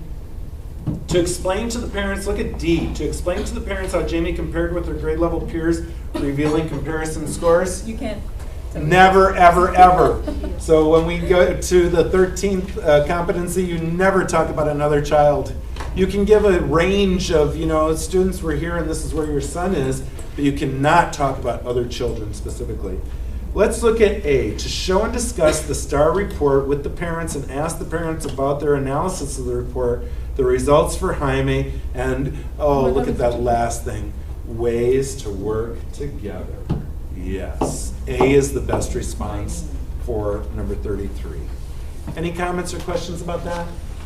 Do we see why 33, the best answer is A? Yeah? Okay. Okay, I know we're almost there, but let's see. We can definitely get through 12, and I'm thinking we can maybe get through 13 as well. We're almost done.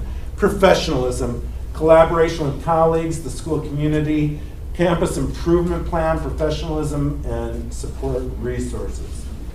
Let's look at it. Vertical and horizontal planning is always good. Very quickly, what's the difference between vertical planning and horizontal planning with your colleagues? Horizontal, show me with your hands what horizontal means. Right? Very good. Horizontal is like this. So if I'm a 4th grade teacher and I'm planning horizontally with my colleagues, with whom am I planning? Same grade level? 4th grade teachers, same grade level, that's right, right? Vertical, show me vertical with your hands. Right, okay, like this. So if I'm a 4th grade teacher, with whom am I collaborating for vertical planning? 3rd grade and 5th grade teachers, that's right, at least 3rd and 5th grade teachers. So we want to make sure that we're doing horizontal and vertical planning with our colleagues. Why is it important to plan horizontally with people at my same level? So it can all be consistent. So we're consistent and we're learning from each other. Why is it important to plan vertically with the grade level above, grade level below? So you can prepare them for the next So so the people below know what the expectations are for when they get to you, and you know what the expectations are for when your students leave your classroom. Absolutely. So that collaboration is crucial.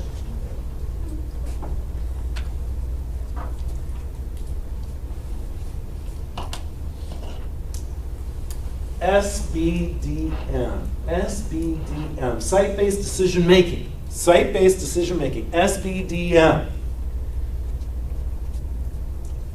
Depending on where you're at, different districts put different emphasis on this. However, this is the law of the land. You should know this. That every school has an SBDM, a site-based decision-making team, whereby you get members of the school, meaning teachers, administration, perhaps janitorial people, and you get members from the community, parents, and perhaps business leaders, to form a team to look at what is the plan of action for this school. This is by law. Now, some principals are very good about doing this. Some principals say, don't worry, I'll make the decision, please sign here. But you should know that this thing, site-based decision-making, teachers, parents, community members, and administrators work as a team at the campus level to make decisions. If there is a major problem at your campus, this team should be assembled to come up with solutions to that problem. Wow. I know, wow is right. A lot of teachers who have been working in the state of Texas for 10 years don't really know who's on their SBDMs at their schools. Because again, the principal sometimes says, don't worry, I'll take care of it. That shouldn't be how it is, but you do need to be aware of the SBDM. We always want to be working towards becoming more effective teachers. And again, you have access to this. Please look at this, but integrating technology is becoming more and more important, working collaboratively, always having that effective classroom management, and being efficient in our use of time. Seeking to motivate student interests, networking, reading journals, and attending conferences. Again, don't worry about this. You have this on your thing. You don't have to worry about this except to know that there is this thing called T-tests. Have you heard about T-tests? It used to be called PDAS, right? Now it's T-tests. And what T-test is, as we mentioned a little bit earlier, is your evaluation as a teacher. Your principal or assistant principal will come into your classroom, observe your teaching, and then give you an evaluation. But one thing we should know is that, look at the title of this, Texas Teacher Evaluation and Support System. It's not just about giving you a grade, it's about saying, this is how you can improve. And so you need to attend these conferences. Here are some journals to read. I want you to work with this mentoring teacher. It's not just about giving a grade and yeah, it really is about how to become a better teacher. Don't have to worry about that. You can look at that as well. Okay, very quickly. I know we're towards the end here. I know that we're at the second to last competency. We'll have one more and it will go by quickly. Please, let's do page 12, competency 12, professionalism, 34 through 36.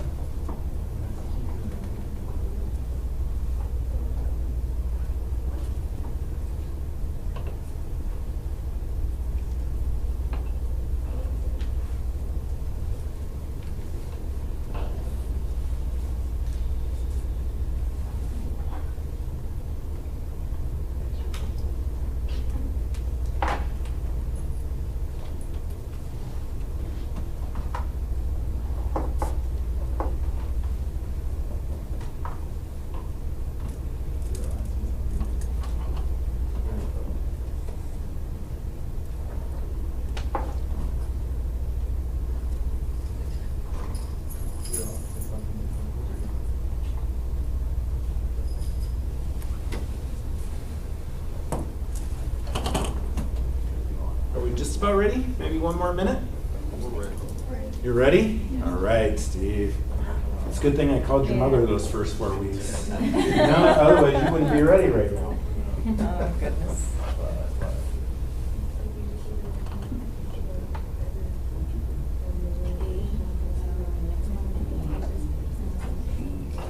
I got that.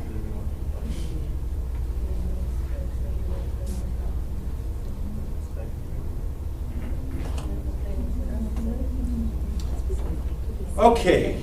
I'm hoping that number 34 didn't cause too many problems, but let's see. I could see 35 being maybe a little bit more difficult because this wasn't discussed specifically. However, we'll learn about this. Number 34. What's the primary benefit of this practice, which is the value of reading professional literature? What's the value of that practice or the benefit? B. Letter what? B. B, that's right. Continuously be aware of current research and trends. Like doctors. And, I'm sorry, what? Like doctors. Doctors have That's to read right. research. And mechanics, Yeah. and nurses, Everybody. and teachers, and yeah, everybody. That's right. I like your attitude that it should be everybody. We need to be keeping abreast of current information. That's absolutely right. That's not as bad as salacious, is it? No. Okay. Number 35, Martha is concerned about inclusion. Uh-oh, do you remember we talked about inclusion at the very beginning today? That was like 3 days ago, right? It seems like it already. But what are inclusion students? Do you remember? Special education students who are being mainstreamed, right? They're in the regular classroom, but they're special education students, right? So what would be the best way for Martha to work with the special ed inclusion teacher to resolve the concern about the student who has physical limitations? A, B, C, or D? Let's look at A. Ask the inclusion teacher to come to class the day the students conduct the role play so we may work one-on-one with the student. If we're doing that, what's the purpose of inclusion? We're singling him out. So, no, I would say A, no. Let's look at B. Have the special education teacher explain to the student that it would be better if she does not try to participate. Bingo. Bingo, DJ, you're out of here. Yeah, no, absolutely not. Never, ever is it going to be about not participating. C, let's look at C. Work out a time that the special education teacher can meet individually with the student to help her complete the role play assignment. I guess that makes sense. Again, you're probably singling her out, not letting her participate with the rest of the students. What's the purpose of inclusion? Why are you including that student if you're not letting her be included, right? Let's look at D. Ask the special education teacher to discuss with her the physical limitations the student has as indicated on her IEP. Because once you discuss that, you already know what you can modify within the role plan. That's exactly right. That's the best way to work with that special ed teacher. That's the question. How can they work with the special ed teacher in order to resolve the concern? This child is an inclusion student. The child must be in the classroom. We can't be singling her out and saying you can't do it. So, one thing that maybe I should mention, IEP, do you know what that stands for?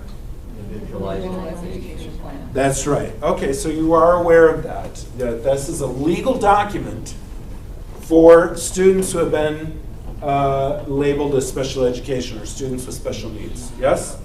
Okay, so are we cool about number 35? Do we see why D is the best answer? Yeah? Okay, 36. A, B, C, or D? A. Letter A is correct. Letter A. Any comments, questions, concerns? I know it's a couple minutes after 4. Can we do 13 very quickly? If, I suppose if they need to leave, they can, but Go. it's 13. It's the last one. I mean, hello, it's just ethics and legal issues. That's not a big thing, right? What did that ever think? Well, that never held me back, right? Come on. It never held back our President of the United States either, so why should it hold me back? Principle 4 of the Texas Code of Ethics. The educator shall not reveal confidential information concerning students unless disclosure serves professional services required by law. In other words, just put a big star by this one. There will be 6 to 7 questions on ethics and legal aspects, and I can tell you that 2 of them are going to deal with that right there. They always have. At least 2 questions have always dealt with this. You may not, and it was said before, but just Be sure, sometimes there's a temptation to do it. You may not discuss children with other people. And when I say that, That happens, so you're right. does this say the educator shall not reveal confidential information concerning students to parents of other students? No. It says you shall not. In other words, I will tell you this. In the teacher's lounge, and I'm serious, I know this doesn't seem like a big deal, but it is. In the teacher's lounge, you may not discuss children specifically with other teachers. I know it seems to happen, but once you say, yes, a little Diego in my class, you know what he did today? And he got a 74 on his assessment. Oops. That's against the law. That's an ethical violation, but it's a legal violation. Texas Code of Ethics says you cannot do that. You cannot talk about specific children and give information about those children.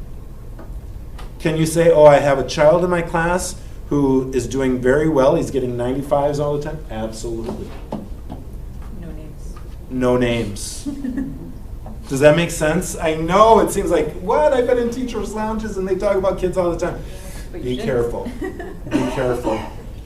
And I will tell you this, it doesn't happen often, but I have seen it happen. When I say seen, I've read about it, that if a teacher complains to the Office of Civil Rights, the Office of Civil Rights can come in and for the protection of that child, dismiss a teacher.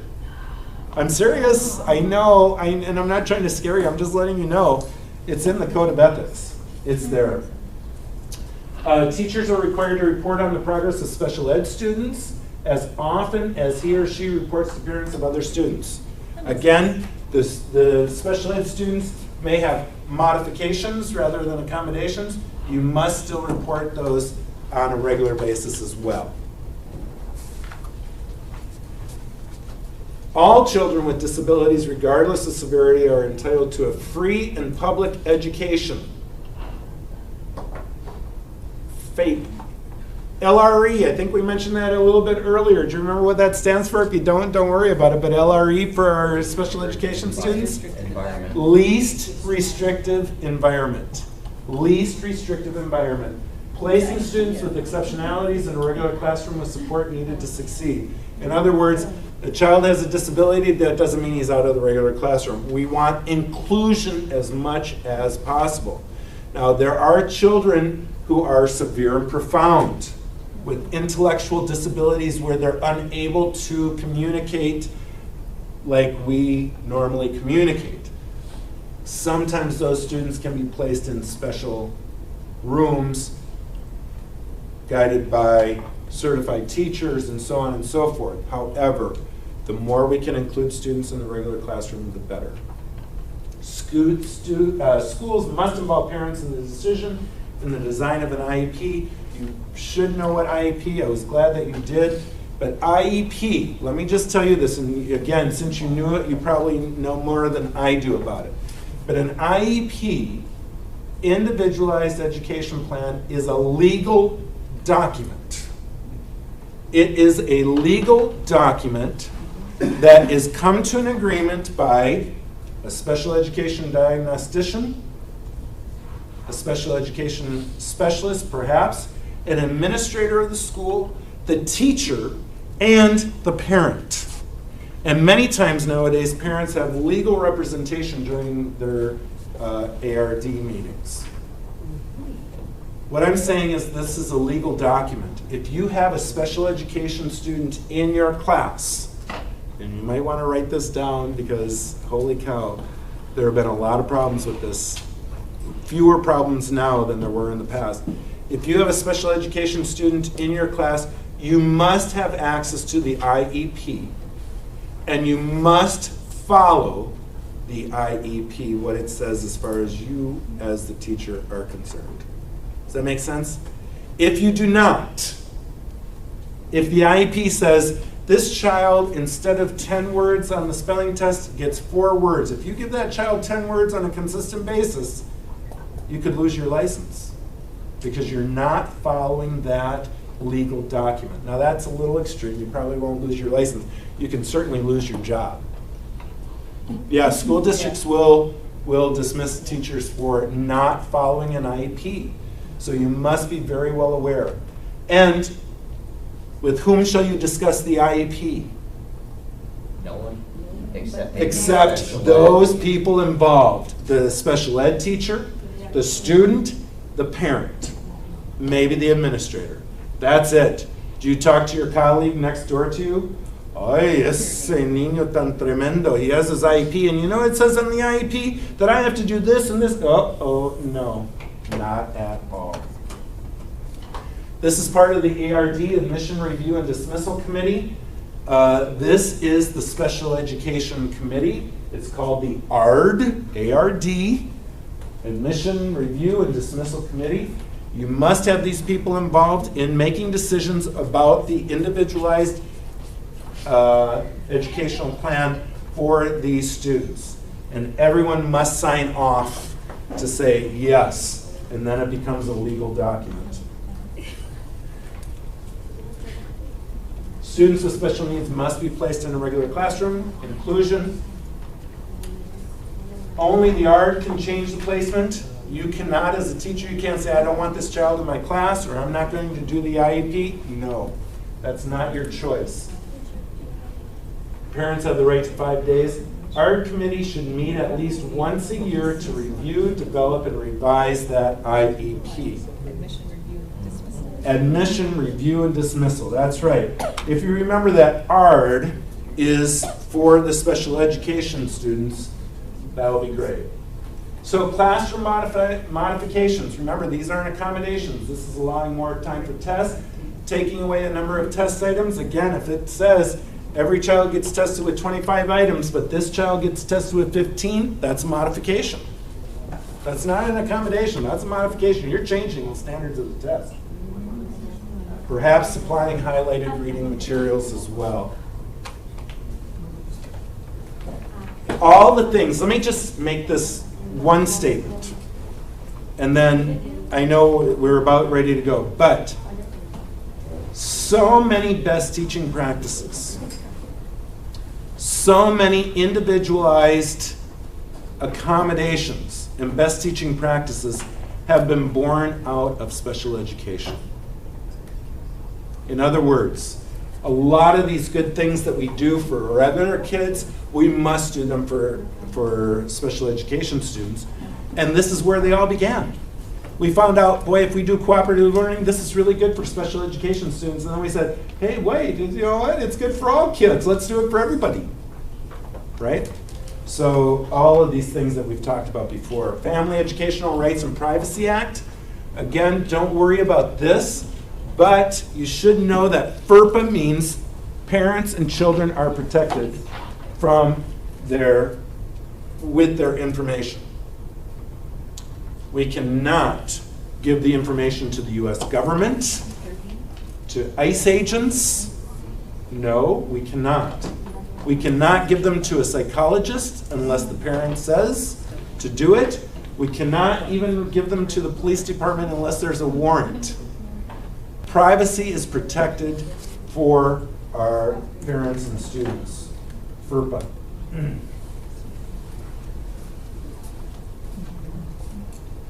I think these are understood from what we've discussed today, except for the second one.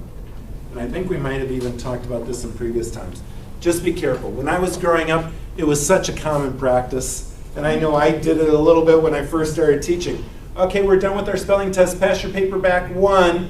Here, let's go over the answers. You corrected, and no, you cannot do that stuff, man.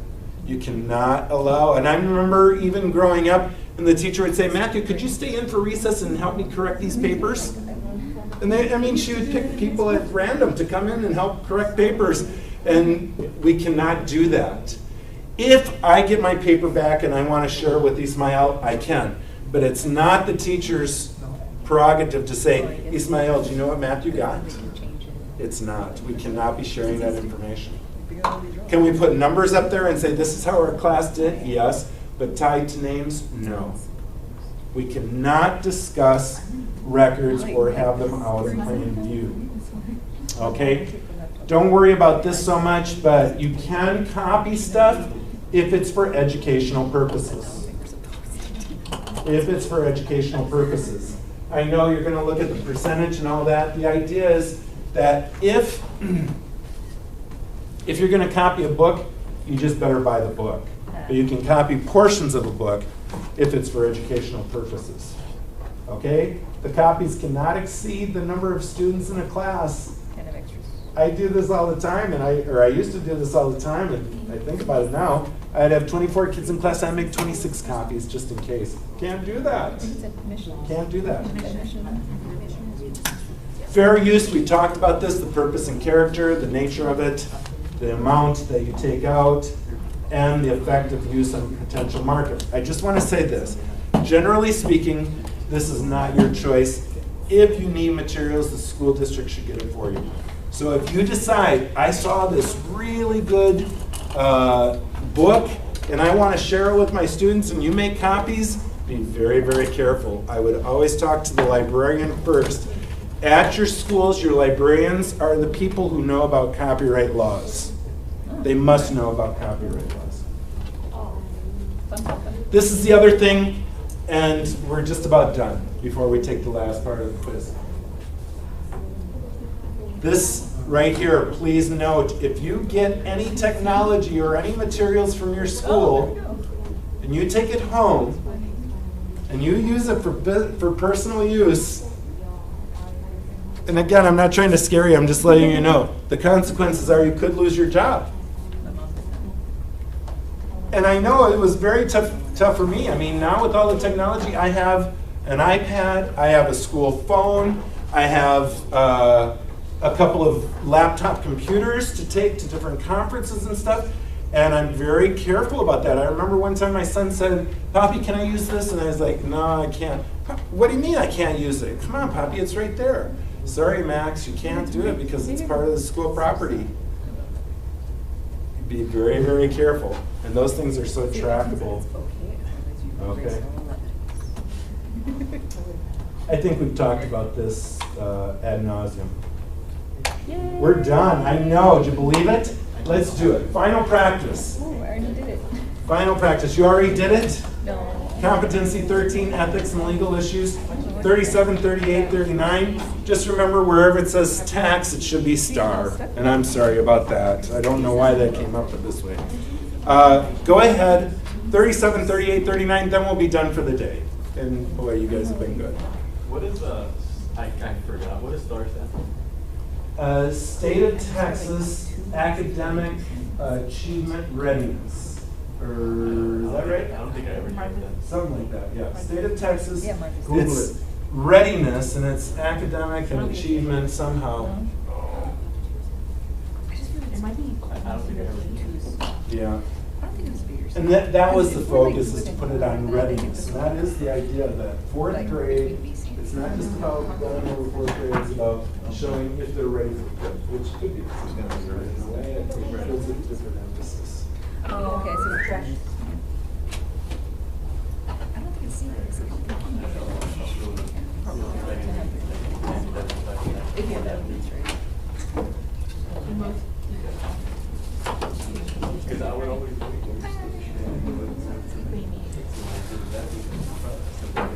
Only you put it on. You're ready to get out, aren't you?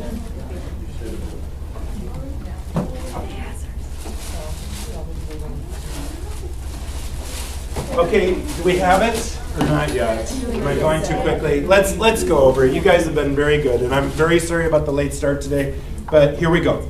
37. A, B, C, or D? B. B. You cannot give any indication about any type of answers. Jeez. Do you know this? And I know we're ready to go, but this happened. I will tell you this. PSJ. Have you heard of Bar San Juan Alamo School District? PSJ. 2 teachers 3 years ago got fired. Do you know why? The state of Texas was receiving these answer sheets, these answer documents, with all these red and green dots on them. And what was happening was this. I swear to God, this is absolutely true. What was happening was this. students were taking the test and they were marking their things, and a teacher would come by with a red, if it was an incorrect answer, with a red M&M and put it right there. And the kid saw the red M&M, oh, I got to change my answer. That's sneaky, Get though, 'cause it? it's an Take the M&M. red, put a green one there. Eat it. Do you believe that? Yeah, I guess I like. Yeah, so, yeah, I mean, teachers are put under too much pressure anyway, but boy, don't do that stuff. Number 38, A, B, C, or D? C. C, you got it, that's right. Teachers must use school technology equipment only for school business. Okay, number 39, what does Martha need to do? C. Letter C, Martha should acquire written permission for the evaluation of the student's parent. Okay, thank you very much for staying very long. I know it was tough. Good luck. If you have any comments or questions, please contact A-Step and then they'll contact me. But please note, and I know you were taking notes throughout, know the problem, know the level, achieve the objective. If it doesn't help achieve the objective, don't put that one in there. Use various activities to achieve the objective and collaborate with students and community in order to do it, okay? If you can remember those things, you're going to do very well on the test. Good luck to you all. I really wish you the very best. I really do.